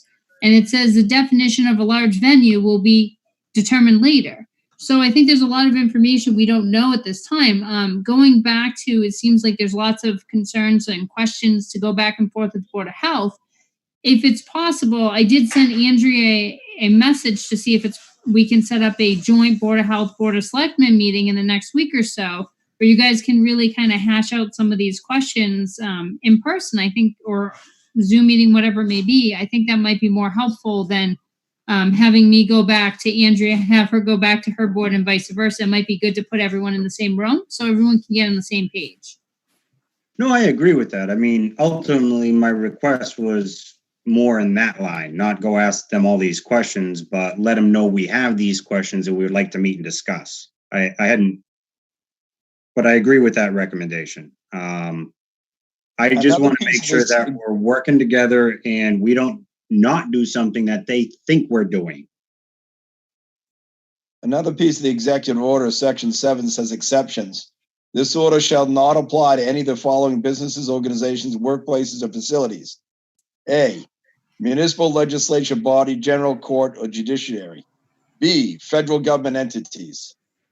Then it goes to healthcare facilities and some other things. But it says it doesn't apply to municipalities. It doesn't apply to us anyways, these orders. These restrictions aren't on us. Hey, Matt, I just got an email from Sam Lipson, who's on the line. I think he would like to participate, but we have him muted. I don't know if you'd like to take comments at this time, but I just wanted to let you know that he is looking to participate. He's on the phone, so he can't raise his hand. Yep. Go ahead and, Sam, you have the floor for a minute. Oh, thank you. Thank you for unmuting me. That's nice to hear. In America, huh? The reason I want to mention something too is that I think that you guys are going way off the deep end on some of this stuff. The initial question on the agenda was use of town property, and you're trying to figure out how they can do it. Why don't you just add into some provision, or just tell them because of this coronavirus issue, they will be assessed an X amount, and that X amount is the amount that is necessary to clean the building before or after or during or whatever is necessary. We've probably spent 3/4 of an hour discussing the politics of this thing, and we need to get on with the meeting and try to focus on what we need to do here, because we're not going to change the rules. This religious group just wants to have a meeting, and we want to make it the easiest way for them so they can continue and participate in religious freedom. So let's get to the point. And the point was initially, do we clean it before specially? Do we spray it specially? Do we spray it afterwards? Whatever we have to do, let's do it and get on with the next subject.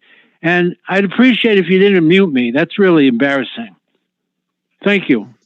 Thank you for your input. And Sam, just to clarify, we mute everybody that isn't a panelist in this meeting because we don't have enough control to see people raise their hands And that's why it's difficult to do a meeting like this with the general public. This is not against anybody. It's just one of the difficulties with this type of meeting platform. So please don't take it personally. Everybody that's participating remotely by listening to us is muted. All right. Well, I hope when it comes to old business, you recognize me. We will do our best to do that. Thank you. Thank you. Thank you, Do Heather. you have a specific old business agenda item that you're aware of so I can try to remember? Oh, yes, I do. And that's why it's old business. Well, it's funny because there's nothing on the agenda under old business tonight. So you need to tell me the actual No, but it's topic of old it. business. It's No, old no, not business, just- and that's why I'd like to bring it to your attention. It's not on the agenda just because it fits under the category of old business. Well, it is old becomes a business public that hasn't comment. been addressed. It's a public comment, not old business. Okay. Well, what I'm bringing up is old business because it has been, the selectmen allowed it to slip by their minds, and it's critical, and I'd like you to listen to what I have to say. I'll bring it up later. I am sure it's all about the gazebo, and we'll talk about it, and I'll bring it up. No, it's not. Okay, we will revisit old business later. We're going to get back to the agenda at the moment, but thank you very much, Sam. All right, good. I'll be waiting. Thank you. Thank you. Okay, so Board of Select members or anybody else in the meeting right now, do you have any more questions on use of town property, farmers market, or reopening plan progress? No. Or do you think we said everything we need to at the moment? I have nothing else at this moment. Thank you, Dylan. Yeah, I had said I had nothing else. Okay, thank you. All right, we're gonna go back to the, if I recall, it's town meeting scheduling requirements. Heather, could you discuss that? Sure. I just wanted to give an update real quick. One of the questions at the last meeting was whether or not we were able to schedule, the Board of Selectmen was able to schedule a meeting outside of this fiscal year, or if it had to be scheduled so that the moderator could postpone it. So the answer to that question is yes, it can be scheduled the next fiscal year under the legislation that was passed.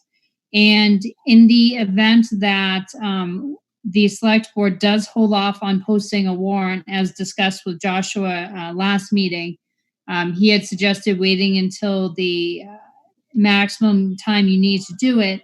The only glitch that we run into with that is in talking with Ellen, the town clerk, we still have to give people 20 days to register to vote. So it just throws a little bit of a monkey wrench into it, but we can work with it. I think what we need to do is the select board's next meeting, the first one in June, I think will get us to the point of figuring out if we're going to be doing town meeting. Although actually we That's might, too you know late. what? I take that back. We'll have to. We have to do it by next Monday. Yep, you're right. So we'll have to convene this week via email to see if we want to schedule another select board meeting next week to either post a warrant or alternatively discuss holding off on posting a warrant. But that's My recommendation or request would have a full warrant drafted so we can prepare to vote on it and move forward with that meeting date. If we choose to do differently, great, but we can't wait to draft that warrant and sign off on that warrant to have it posted if we choose to move forward.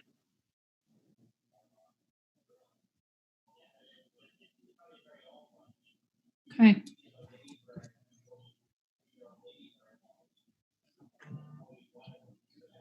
And if we do schedule the meeting for June 16th, am I correct? that pushing it further out just requires the moderator to actually show up with one or two other people? No, And the moderator doesn't need anybody. He can change the schedule. So if, hypothetically speaking, Board of Selectmen meets next week, they set the date for the town meeting, they officially approve a warrant for June 16th. June 15th comes, the moderator in consultation with the public health, and anyone else, public safety and so forth, decides that it's not safe to move forward and proceed, then he can postpone the meeting for 30 days. He doesn't need any other people to postpone it. He has the authority himself. The Board of Selectmen have all the authority up until the time where they schedule the meeting. Once the warrant's posted, then it's in his hands.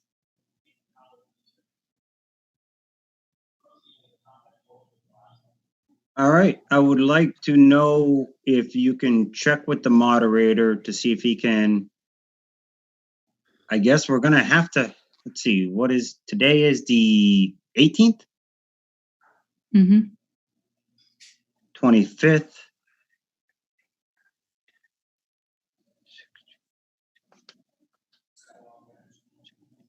I would suggest, So we're Matt, at gonna have this to time, we set up a consider, selectmen's meeting for next Monday and see if the moderator can Monday. attend, Next Matt, Monday's next Memorial Day. Memorial Day. or Tuesday. So I guess that makes it the 26th, which puts us 21 days ahead of the date we were gonna do it. Can we, it's not based necessarily even on the vote, right? It's based on the day it actually gets posted. No, So we vote and approve, but we still got to get constables to go post them within 20 days, correct? No, so the posting only has to happen within 7. The problem is that the last day to register to vote, unless the legislation changes, and they had a bunch that was pending, requires 20 days prior to be the last day to register to vote. That's the problem. So the 26th would be fine, because even if you guys approve it on the 26th, it would then mean that the next day would be the last day to register to vote. I can double check with Ellen, but I don't think that would be problematic. So that And then the applies other for town meeting as well as town election. The other question, though, Jim, do we have to actually post the warrant to say the last day to register to vote? Or can we say when the meeting's going to be, have a last day to register to vote, and then post the meeting after that, but before the 7-day requirement to post the warrant prior to annual town meeting? I think the board, am I still muted? You're good. Yes. We can hear you. Oh, okay. I think the Board of Selectmen's role is to close the warrant, set the date, and that starts the process where Ellen has to determine the number of days she has for a registration. The step of posting the warrant, I believe, is separate from and independent of the date that Ellen does her thing. Okay, so if the board, for instance, reaffirmed the date of the 16th tonight and closed the warrant tonight, theoretically, Ellen would have what she needs to set the last day to register to vote, and then the select board could meet at a later date to approve a warrant. I believe that's correct, and I can call Ellen tomorrow morning to confirm that. Okay, I can pop her a message. Okay.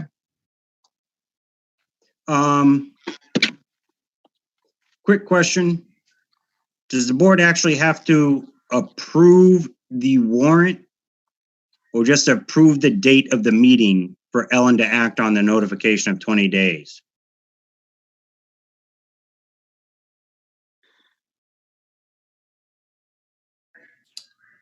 My understanding, you just have to approve the date and close the warrant without actually having, as Jim just said, his understanding as well, as I understood it, is that you just have to know what day you're going to have the meeting, close the warrant for that date, and then notify Ellen, and she will set the 20 days, and then you can vote on the actual content of the warrant at a later date prior to the deadline for that. We already did I would- that. Yeah. We set the open and closing dates of the warrant, voted on it, approved it, and set the date of the meeting and approved it. We were just waiting to gather the warrant and approve the actual warrant. My only input to that, Heather, would be, once the selectmen close the warrant, they have fixed what the contents of the warrant are. Okay, so we'll need to wait then a few more days on that because I don't have the warrant fully. I don't have all the contents even in a folder to say that's it. Well, you can have an article in the warrant, for instance, just as a general, to see if the town will vote to purchase a fire engine or take any other action relative thereto. It doesn't mean that you have the motion as to how much money is going to be spent for the fire engine at that moment. It's just whether or not you want to present to the town the possibility of buying a fire engine. And you can always table that article when you get to the town meeting, if you decide you don't want to do it. Yeah, I think we'll have to have another meeting, Jim. I don't think I don't have that level of materials in front of me. Okay. And I'd be glad to work with you on anything you want. Thank you. Yeah, I think we got some work.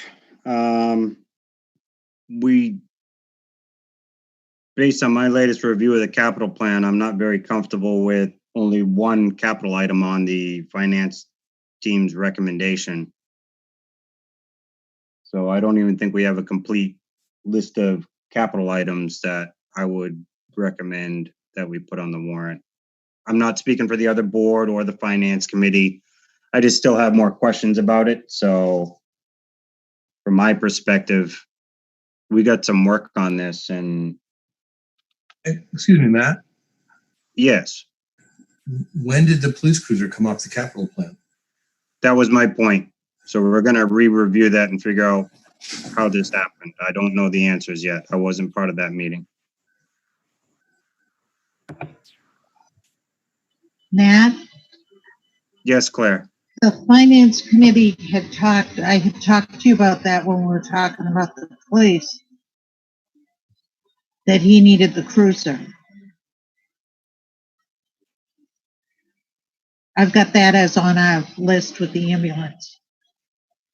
Shouldn't that be in their budget line, not capital plan? What I have on the FY21 capital Excel file that was sent to me, the only item on column H that says FinCom recommended is the ambulance for $285,000. No other items on this list is identified as recommended by Finance Committee.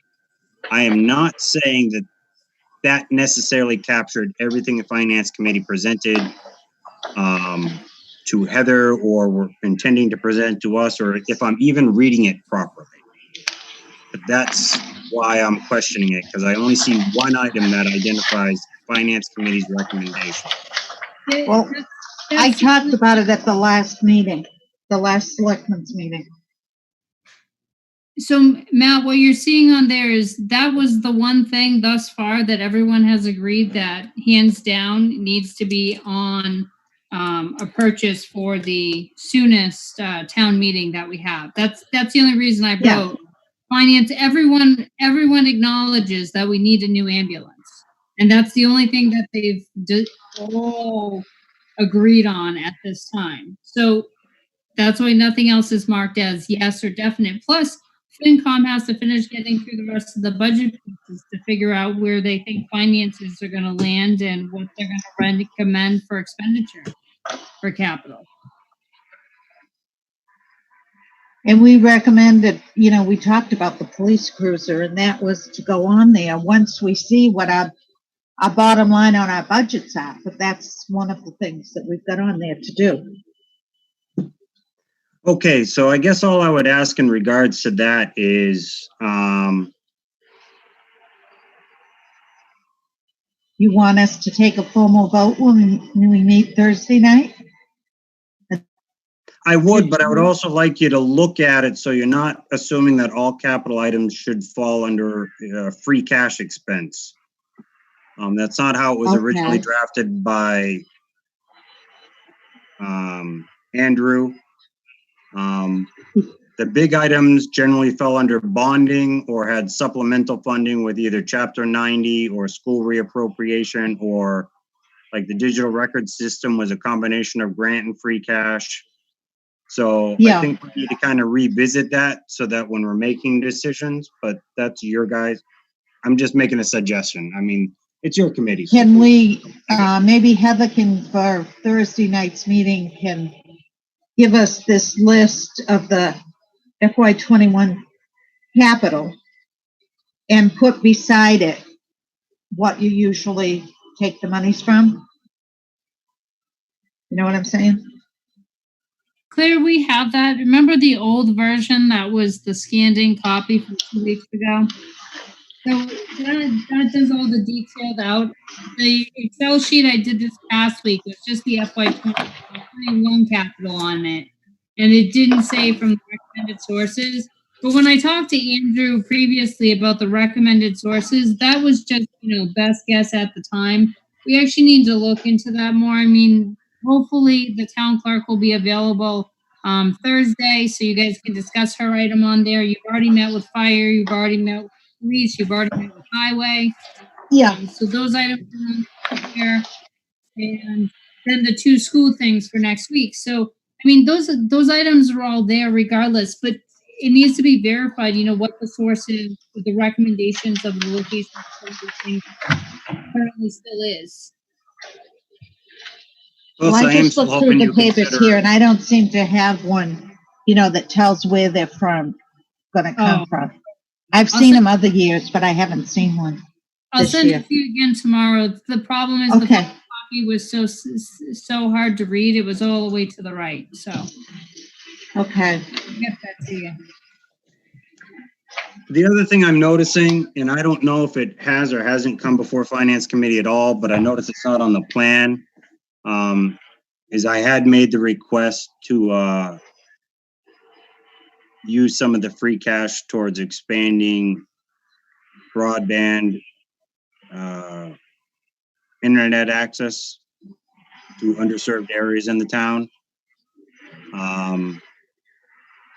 I don't know, Claire, have you even discussed this as a committee? Yeah, we did. We discussed it, and they wanted to just put it aside until we get everything else that we need. Making sure that we don't need to use some of the free cash for our budget, so we have a balanced budget. And when would you know that? Because we've got to figure out what articles we're putting on the warrant before the end Now, of the when are fiscal you- year. Yeah, when are you gonna be doing that? We can maybe talk about it on Thursday, Okay. because we're meeting this Thursday. I mean, if we've got to act on this warrant for June 16th town meeting date, which was our original date we had approved back in February or March when we determined open and closed warrant dates, we have to act on this warrant and approve it Monday, Yeah, Tuesday, a week from tomorrow. And so Yeah, and see, we with the may not- holiday weekend, I'm sure it's going to be a lot for all of us to. So I'm just bringing it up. That's all. We can't act Yeah. on the warrant until we have a capital plan in place. and it makes it hard because we're kind of watching to see how the budget's gonna balance. It's like But you a won't know that. catch-22 there. You can't. I hear you, but I think we're reaching on that. We can won't know always, that in time to address the budget at town meeting. It's gonna wrap itself up all the way until September when Jean finishes doing her Schedule A. I think it was Joshua was talking, and Heather, maybe you can verify this too, about just having maybe very few articles on the warrant for the town meeting. so we get our budgets passed Yeah, and then so do like yeah. a special, right? Yeah, so what a lot of communities are talking about, so the ones who are looking at moving forward with their town meetings in June, they're looking at very abbreviated town meetings. So they're just doing, a budget, an emergency capital item, just what they absolutely need, and then coming back to everything else later. I just popped Joshua an email to see what his thoughts are on the June 16th meeting, because if you recall, last time the board met with him, he had recommended, trying however possible to wait to the very last second we have to post a warrant to make sure that, it's something that he thinks we're going to move forward with. So I don't know if he even currently has a comfort level for June 16th. I mean, I'll ask and see where we're at. But to Claire's point, yes, that is what a lot of communities are doing. And even Joshua's recommendation is that if we do move forward, we should keep it simple. And I think that's the thing to keep in mind with the capital plan too, right? Like we know we need an ambulance. No one's going to dispute that. I think everyone's on the same page that the ambulance is falling to pieces. And my recommendation, of course, is going to be as financially conservative as possible and not spend any additional free cash or anything we don't need to spend right now, and hold off to the fall, because the items, if folks are going to be willing to wait a year, they're usually willing to wait a couple months to get the item, and that gives us a better opportunity to see how things kind of pan out over the next couple months, whether the government allows us to utilize CARES Act funding to help with some of the lost revenue. Whether revenue comes in higher, lower, where the state aid lands, and everything else. I think it gets a little too excited when we start spending all the free cash ahead of time. The second thing is, even if we do end up with the town meeting in July, it's fine, because until we resubmit our free cash, the state has allowed us to utilize our free cash into July, which they've never done before. So even if we don't hold a town meeting, let's say till July 30th, we can still utilize our free cash to make any of those purchases or procurement of anything we need. So that's a nice thing. I just want to make sure we're not rushing into the June 16th. And to Claire's point, I think she's right, and maybe that's something the select board does want to consider, is if we do pursue moving forward to June 16th, then maybe we just do an abbreviated warrant with the budget, the ambulance, and maybe that's it, unless there's anything else that we absolutely have to have.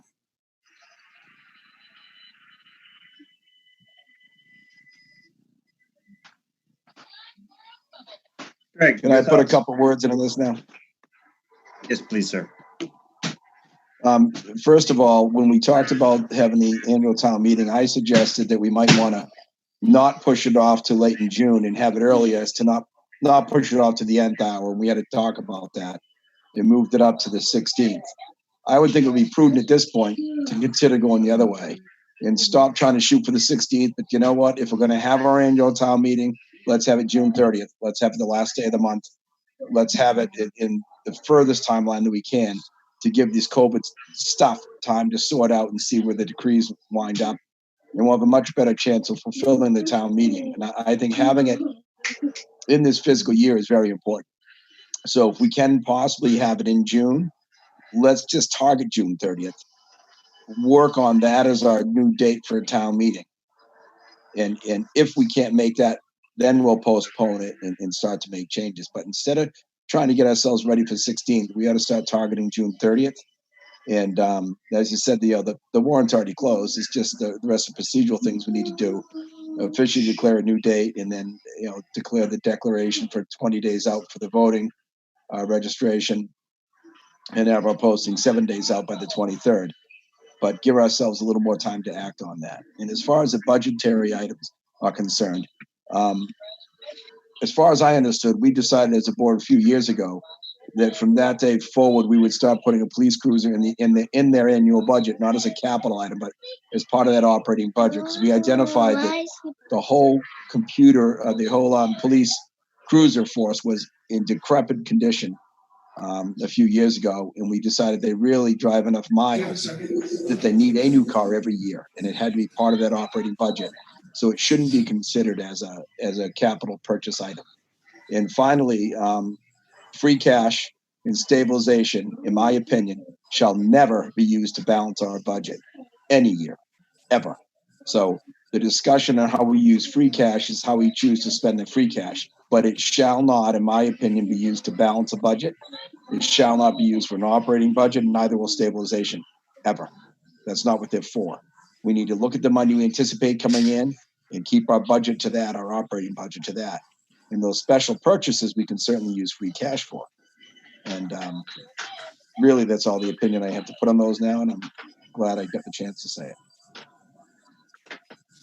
Greg, I know that we're not supposed to spend free cash and, like you said, in stabilization, but we have had to do it. I think it was 1 year we did, because there was no other resort. There was nothing else we could do. So, it's always kind of up in the air. You don't want to, but you have to still run your town. And we're trying to. It's premature to be talking about spending free cash to balance our budget at this stage.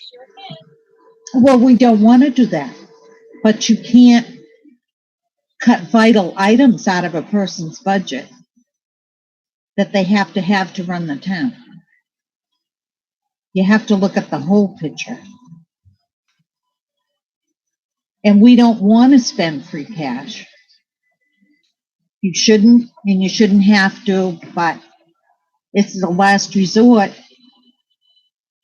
Someone even mentioned if we had to take some out of stabilization, which I would take it from free cash rather than stabilization if we were down to that last rope before we hang ourselves. But I like your idea of pushing the meeting out to the 30th. It gives us a little more time to try to get the budgets in balance. Get it I would closer. support that as well, moving the date to the 30th. To that end, I'll put a motion forward that we move the annual town meeting date to June 30th. Is that the jurisdiction of the moderator to make that call, or? There's no say in this, no. It hasn't been posted yet, so we have the right to kind of move it around still. Got it. I'll second that. Call for a vote. O'Sullivan, yes. Clark, yes. Matt Urban, yes. Thank you. In regards to free cash, if I'm correct, we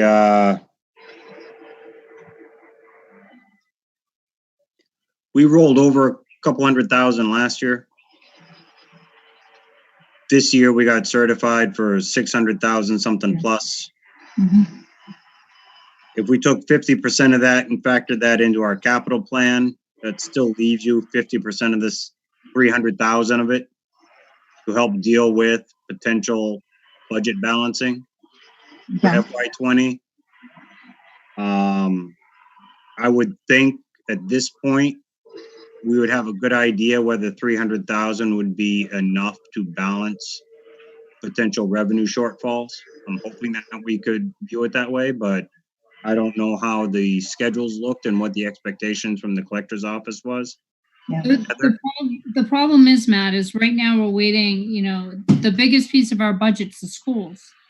So their last school committee meeting, they proposed a much lower number because they're projecting to utilize their savings towards. Are you talking about FY21 budget balancing or fixing FY20 due to revenue shortfall? Oh, actually, we're talking both, right? So the first part, so the school's all set, and there shouldn't be a factor for FY20.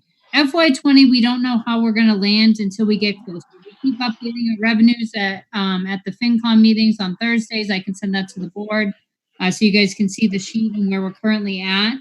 Jean does update the revenues at the end of every month, and now we're getting to like every 2 weeks. Any of the revenues that are in, she's posting them and making sure that they're reflecting so we can see where we're currently still short.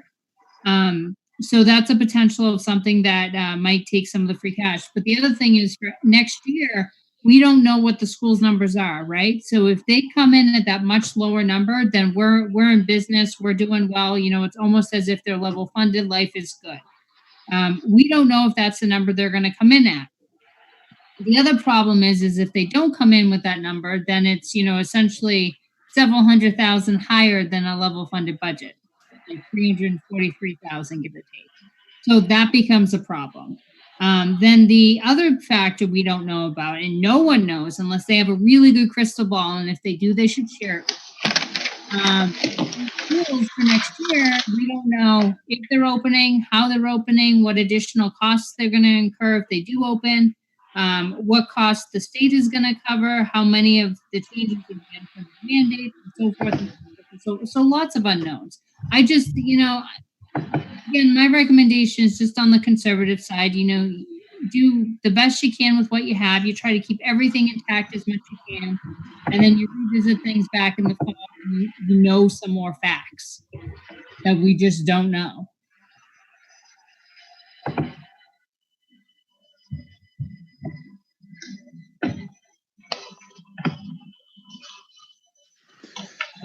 So as a board, what are we requesting when it comes to preparation of capital plan articles? Apparently we would need them so we can make a decision before, I don't know, is the 20 days still in place? Or since we set the date for June 30th, Ellen can do all her register prior to meeting notices already? Ellen will have the date to work with. We have to make sure that before, so let's see, 20 days before June 30th, June 10th, the board meets before that. So at a minimum, I should at least have a list of the articles for you guys by that date. Well, we only have to post 7 days out. So we really got, 14 days to be pushing it to have our We list gotta done. close the warrant 20 days before. Warrant's closed. Not if we're still identifying which capital articles to add to it. Well, we can open and close anytime to add those. That's not the issue. The warrant's closed to the public. We've done that. We can, at any meeting up until we print this warrant and post it. Remember, we can open the warrant, put an article on it, or remove an article and close the warrant at any given meeting. Okay, as We long can as do that. I We got need you. enough Do it time to prior to print it. posting the warrant, we have that leeway. It's closing it to the public that Jim was talking about. Right, which is done. We need to make sure that we change our articles around in a timely manner so that we have enough time to print it and post it. It needs to be posted for 7 days, but it needs to be drafted, proofread, printed, and disseminated to the constables in enough time to get that 7 day. And I'm not sure what that time is. It's probably about a week. So, but yeah, if we go, 14 days out, 2 weeks out, and say that the 16th is the time that we want to make sure we have all of our decisions made, that's probably pushing the end of it. So sometime between the 10th and 16th, we'd like to have these decisions done. I would like the drafts ready. But, and like I said before, there's no reason we can't put, I tried to talk to Bobby last time. We need the ambulance. I get that. One ambulance is garbage. We have to replace it. But I would say, and I know he doesn't like it, both the car 2 and the brush truck put off to the fall. We'll do a special town meeting this year, and we'll look at more of these capital purchase items, I think, then. So, we got to keep up with the crews, and we got to get the ambulance. I think other ones we can really wait. And unless the financial, prospect is much better than we expect, we'll wait to the fall when things play out. Because I think any revenues we come short on our collections will come back in the fall. We still don't know, once again, what the school's going to do. We don't know what the state's going to do. But if the school comes in too high, we know all what the towns did last year as a group. And there'll be similar problems this year because they're going to have the same issues. So I would think the school may be wise and may really try to work with us and come in level fund. That wouldn't surprise me. And it's just, we don't know what's going to happen with the state's Chapter 70 funds. We don't know. But they can't severely cut that or it's going to harm everybody's schools. But, I'd say be cautious, put a couple things on capital we have to do, and put the rest off the warrant until special town meeting. A couple months won't hurt us as long as we know we can get there. Greg, when Bob came in for his going over his budgets and everything in the capital, he had said the only thing he wanted was the ambulance with the new stretcher, because they've got money on here, new fire station, replace car 1, replace brush truck, and station 2 gear locker improvements. He said it would be okay if we didn't put those on this town meeting. When he came into that meeting that we had with him on his budget. So that those are capital items that if the other ones on there need to be done, you know, we can do them that way. And then if we can put some of those in, fine. If not, do it in the fall. Do it at a special town meeting. So it sounds like Bob responded to our last meeting. We said that maybe we make sure we get the ambulance and put those things off. Yeah. I'm glad that Yep. he amended what he asked for. Yeah. But something like the lockers in Station 2, they have no equipment lockers. We have tens of thousands of dollars of equipment that sits on the floor on a bench. Because Yeah. they don't even, the lockers we have in Station 1, I actually built 20 years ago almost, Yeah. up at Station 1. And, you know, short of trying to build something themselves, they, you know, sooner or later we got to start protecting the gear we own. Yeah, and that's 5,000 on the list here. So that's not a high dollar figure. Yeah, that's not so much. That doesn't scare me like the capital purchase. You know, 85, 65 brush truck is a bigger number that I worry about. In the car 2, it's not convenient, but they can use the brush trucks right now as a car 2 that we do have. Because, you know, as far as brush fires go, we don't have any difficulty fighting brush fires. Newer trucks are better for us and help our response, but we are capable with what we have, I think. And that's what Bob said. He said if we could get the ambulance, that was what he really needed. That's a need. That really is. And I talked to the medics and the EMTs, and that ambulance is a real need. Yeah. Especially when we're trying to keep double calls a lot. We've got to have a second ambulance that works.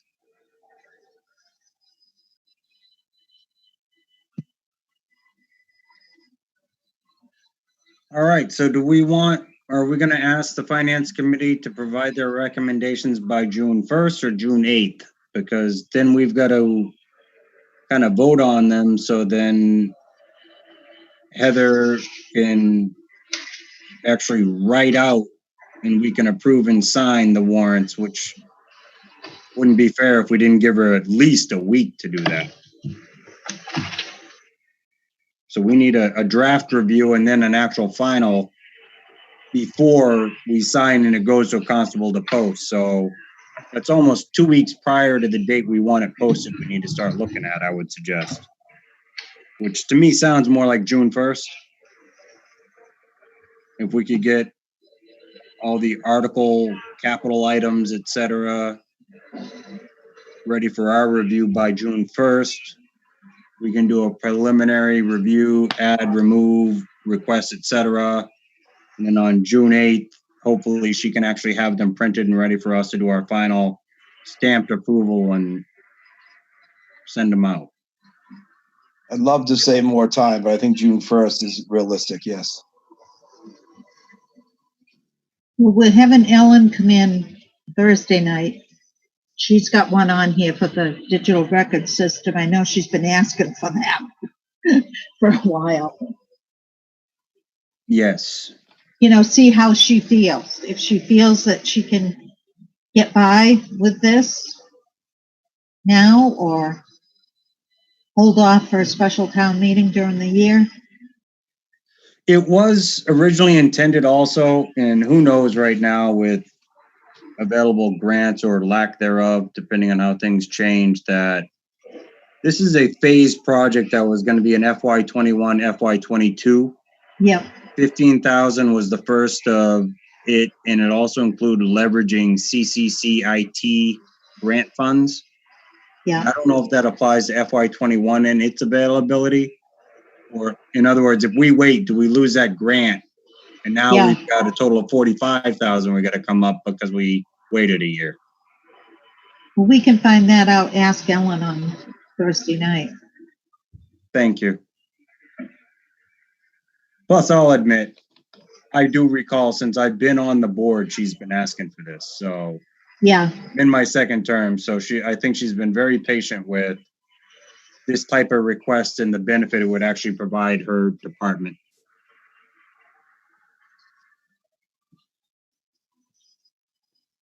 All right, let's not make this much more of a finance committee meeting. I really appreciate your assistance there, Claire, and feedback on some of these items.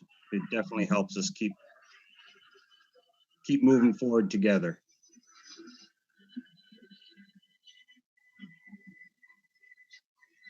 I believe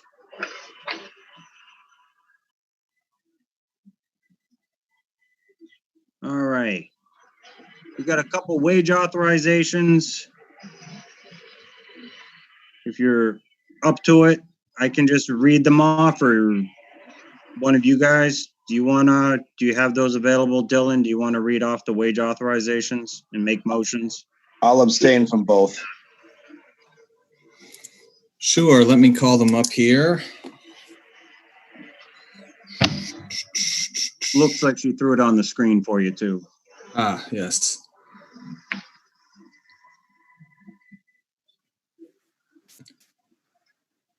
It looks like we've got a letter of resignation from Mr. Zachary Glidden.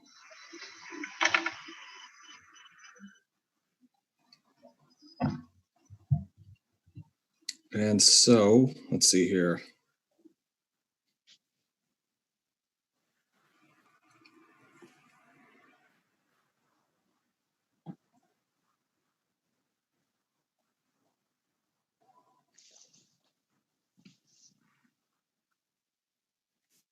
So is he switching classifications? Is that what I'm seeing here? That's what I see, going from a full-time to an on-call. Yes. That's right. Moving to a new Okay. full-time position somewhere else. That's right. Okay.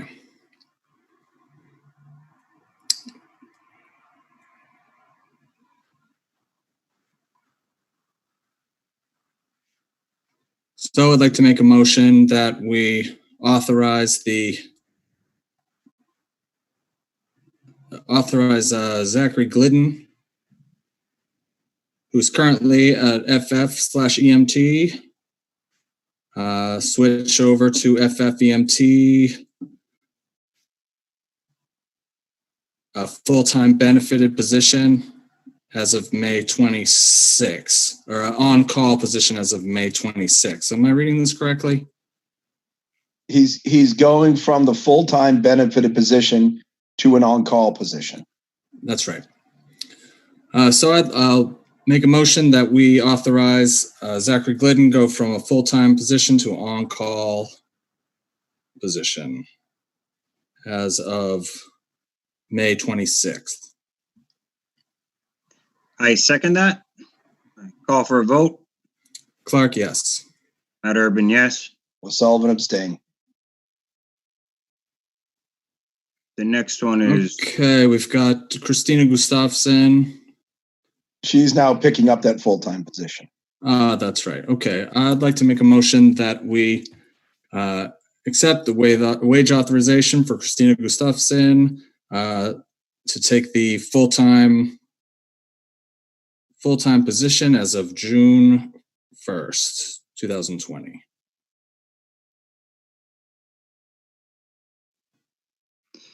Am I reading that correctly? I would modify that motion and identify it as going from an on-call FF/EMT to an FF/EMT with 25 hours per week. That's right. Okay, I'll accept that modification. Okay. Call for a vote.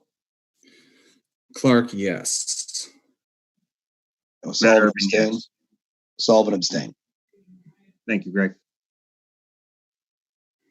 Okay.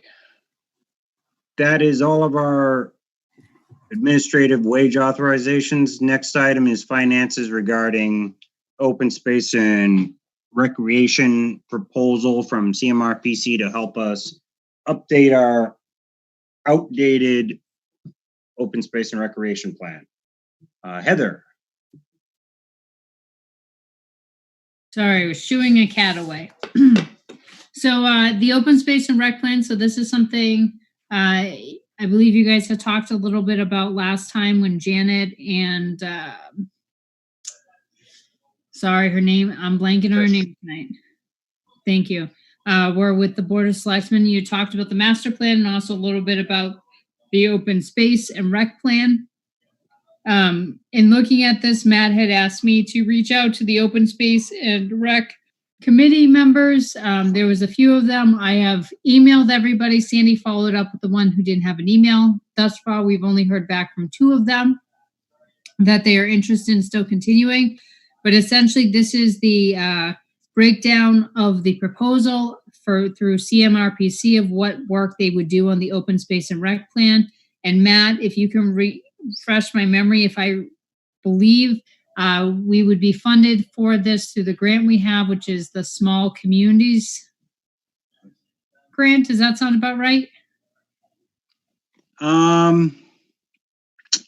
That's the source of the funding? I gotta double check. I don't remember specifically, and I don't want to misstate it unless I can actually read it directly in front of me. So I believe that's the grant that we had got for to be able to help us with this piece, so that there's no cost. And Matt, I think when we were emailing back and forth with and it's split over 2 fiscal years, right? It's like a 4,000 this year, 6,000 next year grant request. Yes, because the funding that we'll get from the state on that other grant to pay for the work on this plan is over the 2 fiscal. Right. Okay. So they had to mirror each other. You couldn't finish this project before you had the money to pay them. They don't like that. So. Okay, so yeah, reading on it, the Conservation Assistance for Small Communities Grant Award will be used to reimburse the town for the preparation creation of the open space.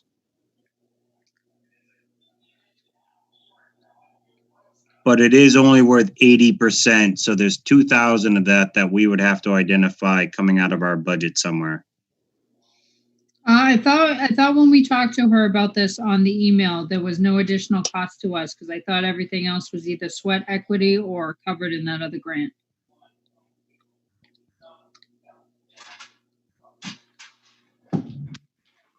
I seem to recall that 20% was supposed to be sweat equity as well. That may work. It's been a few I was months only since curious we covered because this, the way it reads, it doesn't talk about a 20% matching contribution that can be provided in service kind. In kind services, I mean. It speaks of the contract provides a reimbursement of up to 80% of eligible project expenditures.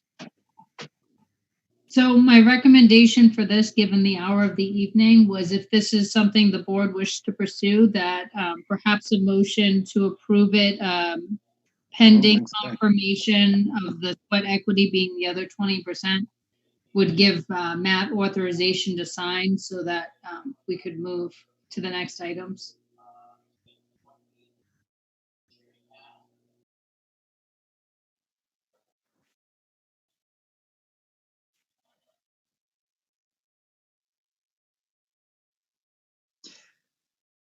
I'd make a motion we go forward with this and have Matt sign it.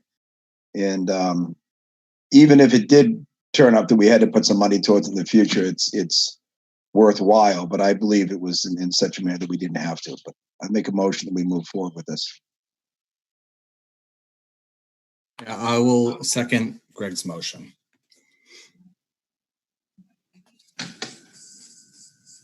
Okay. Call for a vote. It requires me signing stuff, and that's not just necessarily, if I'm correct, that is a couple of things that need to be signed and notarized and witnessed between contracts between the town and CMRPC, as well as I believe grant application process may be involved. Yes. Call for vote. Sullivan, yes. Clark, yes. Matt Urban, yes. So, Heather, help me figure out how we're going to get everybody together for the notarized witness signing process that seems so complicated based on social distancing. So the problem you run into, so there's a couple of sheets that are involved in this. My usual recommendation to every community is figure out who's going to be the head person to sign this stuff in general, and then you just sign a bunch of them so that you pull them out once the board votes on them, and you're good to go in the future. But in the meantime, the problem you run into this, it's a little bit of a glitch, right? So Matt, if you're going to be the signatory who's going to be signing on behalf of the town, someone else has to sign on behalf of the town that you are okay to sign on behalf of the town, and it can't be Ellen because Ellen has to notarize your signature. So usually, Well, it can be Ellen. We just need a different notary. well, theoretically, I guess. She won't be comfortable with that. But Dennis Fleming's a notary. We can always figure this out offline if it's just a matter of, if the board's comfortable with having Ellen sign that Matt is authorized to sign, and then having a notary sign that Ellen is Ellen and Matt is Matt. That's fine. I mean, we can figure this out offline. I don't think it necessarily requires board discussion on it. No, I was actually just asking you to, after the meeting, start working out and coordinating that. I'll see what I can do. Thank you very much. I appreciate the help.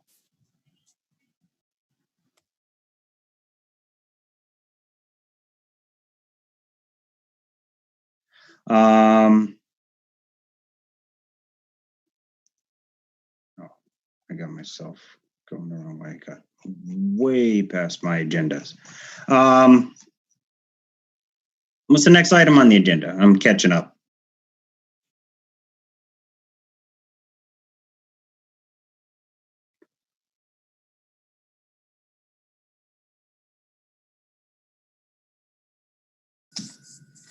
I have no updates on any Henry Woods building stuff. We did get a letter about Route 122. I saw some stuff in our packet about supporting CMRPC's request to take our current 122 state scenic byways declaration, or whatever the state did, and CMRPC wants to bring it up to the federal level and create a federal scenic byways run that pretty much follows 122 up and over the Quabbin, I believe, and starts heading west a little bit. Have you guys had a chance to review this? Or I saw an email from Heather asking if we end up on the federal level, do we get locked in with certain things that prevent us on how we would use, develop, maintain, update? I didn't see a response though on that. Did you get any update on that, Heather? I did. I'm just checking right now on the documents to see if I included it. Sometimes I include some of the emails that are pertinent. Okay, so down here, the page in my own resume share, I'm not, okay. So yes, regarding your question earlier, it would be include in a group of 150 distinct and diverse roads in the U.S. recognized for various purposes, various qualities. Bring the region funding from the Department of Transportation towards maintaining the byway program, safety improvement constructions. In terms of restrictions of the constituent communities, the only restriction outlined in federal law is regarding outdoor advertising and billboards in line with the Highway Beautification Act.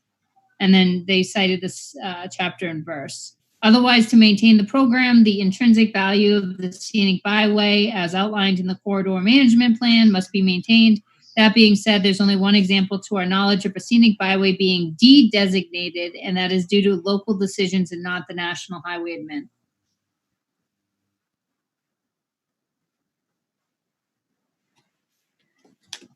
See, I support the general concept, but there's a part of me that sits here and says, I still don't know what burden that puts on the town moving forward, or what commitment we have to provide in writing on whether we're going to update signage or we're going to do certain things to identify this. Because most of 122, if I'm correct, is already managed by the state, and I'm not sure how the local and the state work on scenic byway signs and other things that you would be putting on there. I'm just not familiar enough with it to say, is this adding a burden to the town? Does anybody else have a better understanding of that? I don't, but I want to make sure when they talk about advertising that this doesn't affect things like Higgins Energy or the health center or any restaurants that have signs out that are visible from 122 in close proximity to the road. I assume it means advertising on the actual state road, but I normally billboards would be private property. And we certainly have a lot of advertising on the strip through town on 122. A lot of our businesses are there. We need to make sure we clarify that before we get into that. I agree. Might cause an issue for any of them. Donuts. Yep. Harding Allen Estate, Jenkins Inn. You know, It is our most commercial road, if you think about it. I mean, outside of Main Street, Vernon Street, that type of, well, more Main Street. But other than that, it's all our commercial is right on 122. so the restriction in advertising and billboards is very vague. We definitely need to clarify it before we commit.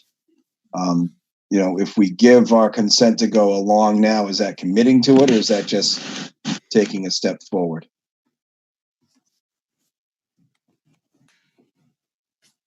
Because I don't know the answer I'm asking. I'm with you.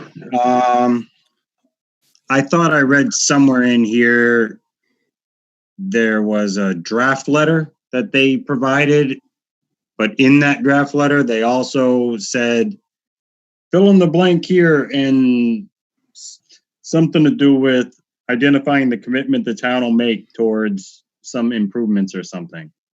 Can you find that one, Heather? I think the draft letter included a block of red lettering where they're looking for us to fill in the gap there.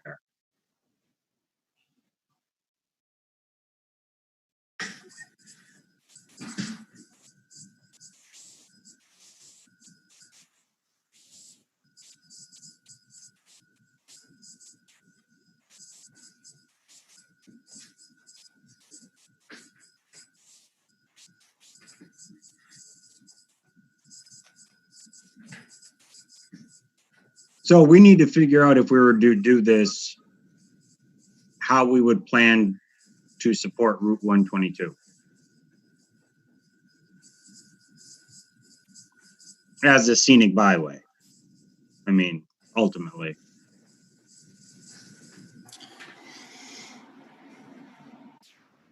And because I'm not going to put my name on this and sign this unless all three of us agree with whatever is being written in that paragraph.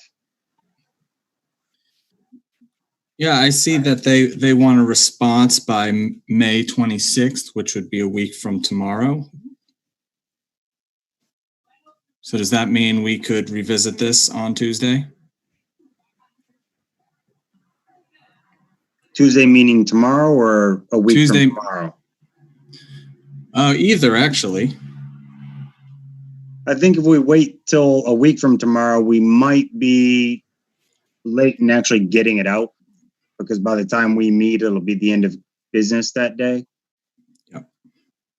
But we did have, we could throw some thoughts, Heather, see if Heather comes up and puts them together in a nice little paragraph, if any of us have a thought to add into it. And then she can send it out, and if we all agree and we can approve on that sounds good. I mean, obviously we can't share our comments, but if she presents something and all three of us say that's fine without having to tell each other that we're saying it's fine, she can act on it. Otherwise, we can bring it before a meeting and discuss more detail. But we do have a meeting tomorrow to interview the building commissioner candidate. So we can always throw this on under, general old business or unanticipated by the chair and I do have an email already drafted now to the woman at CMRPC to follow up on the inquiry, Greg, that you brought up about relative to the signage and the restrictions in the business area. So we can wait and see what the answer is tomorrow and then kind of go from there if that works better for folks, because it gives us an opportunity to try to inquire and obtain an answer for everybody. And I think as far as thinking what we might want to promote, that would be a question best put to the Historic Society. You know, we know that the prison camps and the cemeteries back there down off of 122, probably even the Barre Falls Dam, but that's not off 122, but the access off that campsite does get up to there. So I don't know if that's worth noting as well as whatever else in town that I know nothing about that's of historic relevance to it, you know, other than the fact that there's many farms in town that have been here for a long time. And you know, I don't think it's a chance to really try to promote businesses like Stone Cow that have come a long way. But, you know, I think historically speaking, the Historic Society would be better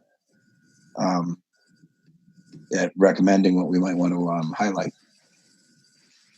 We should highlight the canoe and kayak launch right there off the bridge that DCR wants to shut down. You ever notice how busy that is every weekend with people fishing and horseback riding? And this is, you know. Okay, but I am concerned a little bit of kind of like what Greg had brought up about signage and existing businesses. Someday they're going to want to upgrade because the sign gets old, and are they going to get in a position where they now have to put down a little 2x2 square that can't be taller than 5 feet from the ground? And you know what I mean? I agree with that. That's a concern because we already have defined that part of 122 is our commercial development. And I don't want to ruin that for them by promoting something that without us knowing it, we just undermined some of our most significant development areas. Not to say I want like huge drive-in Edgemere bulletin board or 290 billboards up and down 122, but I don't know enough about the rules that say a sign can't be too big or can't be this or that, or is it? So it matters. It may also be an issue for the planning board to see how it affects signage, and they may know as well. And they're reviewing the whole concept of possibly redrawing some of the zoning out anyway, so this would matter to that as well. And it may affect the master plan. So, okay, I'm generally for it. I do believe there are some things we've got to pay attention to before we lock ourselves up. A little caution, that's all. Okay.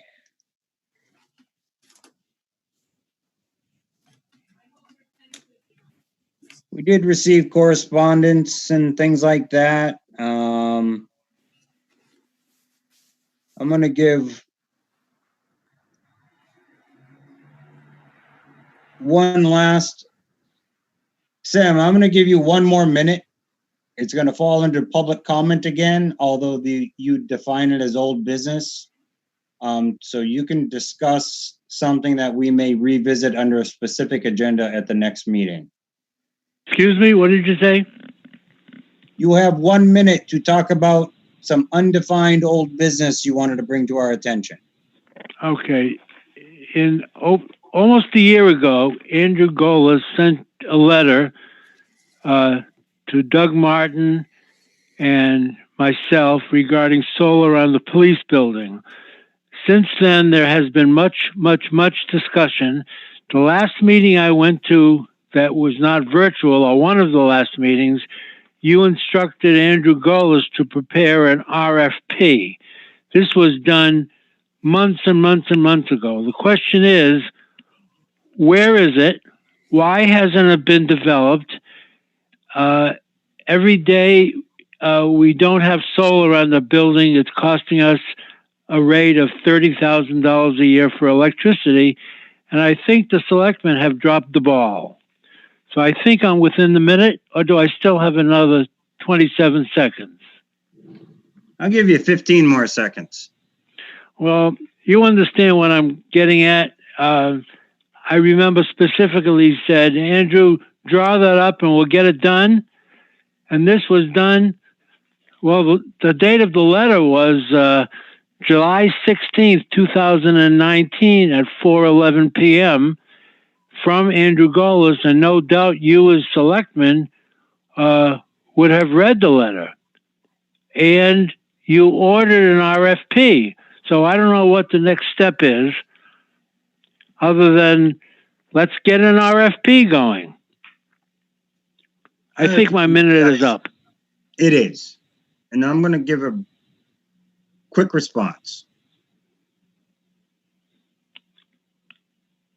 Andrew didn't get that completed, and we didn't get a chance to review it and post it before he left. Heather came on halfway through February. She was not the interim town administrator for more than a month before COVID slam-basted us. We're not in a position right now to ask our town administrator's office to spend time focusing on drafting an RFP for solar when we're in the middle of an interim town administrator, the process of trying to find a new town administrator and deal with budget season. So from my perspective, it's a good point, Sam, but it's not the priority at this time on my desk. If either of you guys want to talk, feel free. Otherwise, we can push it off to another agenda if it's worthwhile next week or the week after. Sam's right. We dropped the ball. We didn't follow up on this sooner. But at this point, yeah, we've gotten into other issues. It's difficult to pursue now. I think after the annual town meeting, perhaps, in the budget season at least, we do want to move forward and it's important to get that RFP and get some suggestions of what we can do down there, because it is a money pit for electricity. It's a shame. And, Sam's right to bring it forward. And I believe we did drop the ball a little bit because we really should have followed up on that a little better. And maybe we come up with a method to start following up on these things. We do take an awful lot of votes. And, we almost got to keep a grease board or something going to keep track of these things to maybe make sure we do circle back to them, because we do get inundated with, letters and everything else going on without the COVID and the state mandates and stuff. We certainly have enough coming through all the time that it's easy to get caught up in the current and forget about the things that we've voted on. I think we do tend to vote on things and we feel like we've done our job and we voted, but I think maybe we should start paying a little more attention to those votes and making sure we follow through in some cases. And like you said, Matt, this isn't the time right now, but we should. Same thing can be said with the fire station research committee. As far as I know, they haven't even met yet. And that's something that should be going on, that doesn't need our direction, but we need to reach out to that committee. I brought it up a month ago and say, hey, what's going on? Why haven't you met? And get them together, because, that need for fire stations still hasn't changed. We got to follow up on some of these things in the past and find time to do it,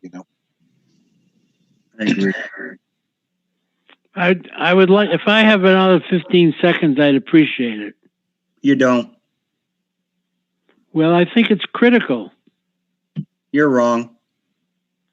No, Sam, I know I'm being short there, but the point was it's not on the agenda, so it wasn't really about a whole bunch of back and forth. I thought Greg and I, we tried to still offer you some feedback, even though all we actually had to do was listen to you and put it on the agenda for the next meeting, but we chose not to. But we don't really have more time because we still have an executive session we're going to have to go into, and we've got to move on to the next item on our agenda. So and you won't give me 10 seconds, huh? I just gave you 10 more seconds telling you I'm not giving you 10 more seconds. Yeah, that's right. You just gave me 10 seconds. You gave me 10 seconds by telling me you couldn't give me 10 seconds. Will you give me a little courtesy? I did. Well, how about 10 more? Heather, we're done with this discussion, please, right now. I gave you public comment to start the meeting. You said you'll deal with it at old business. It wasn't old business. I gave you another public comment. I thought I was doing you a favor by giving you more than I had to anyway.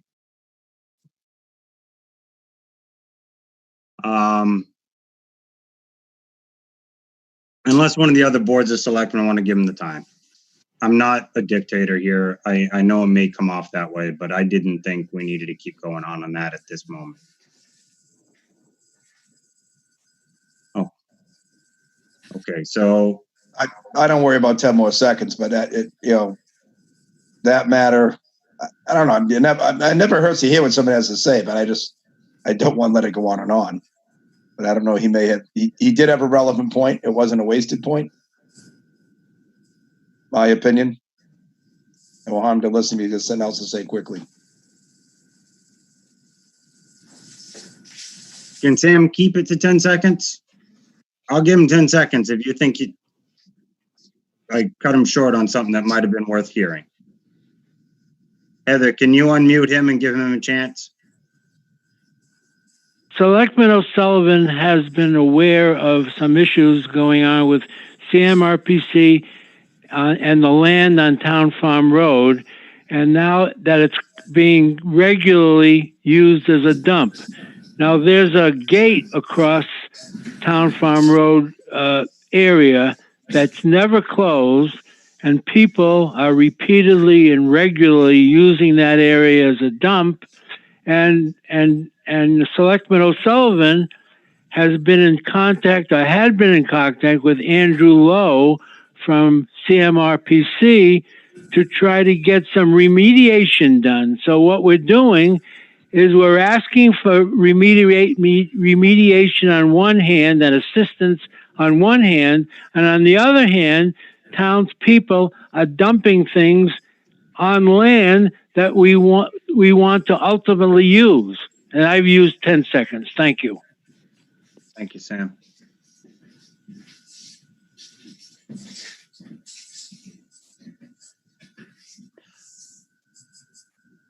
Okay.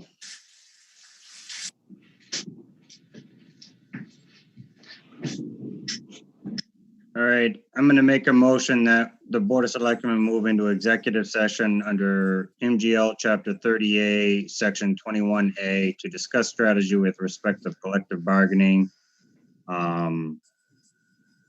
This is in regards to COVID policies and how they relate to the police union. More specifically to the vacation time and how it. So we will discuss that under executive session. We will not be returning to regular open session after this meeting. So for those that are not part of this discussion, you will be asked to leave the meeting, or Heather will take you out of the meeting. Prior to that, though, we will go through a roll call vote. And once roll call vote does or doesn't approve, then we will take action to remove everybody from the room. I call for vote. Well, we haven't had a second on that yet, but before we get the second, could I just make sure that we're not going to talk about the charter funding or the bridge report? Just making sure you don't. We very well can talk about correspondence if you want. I don't know if you want to. I'm just making sure you weren't skipping it unintentionally. They're not necessary to me to talk about, but I did say they're still on the agenda. I just want to make sure you weren't missing it. No, I wasn't. I just wasn't discussing correspondence. It's on the record to say it's available if someone wants to read it, but I didn't want to bring it up as an agenda item by itself. And I see John's up probably just for the executive, I assume. I believe so. Okay. We could do we cover the correspondence and maybe approve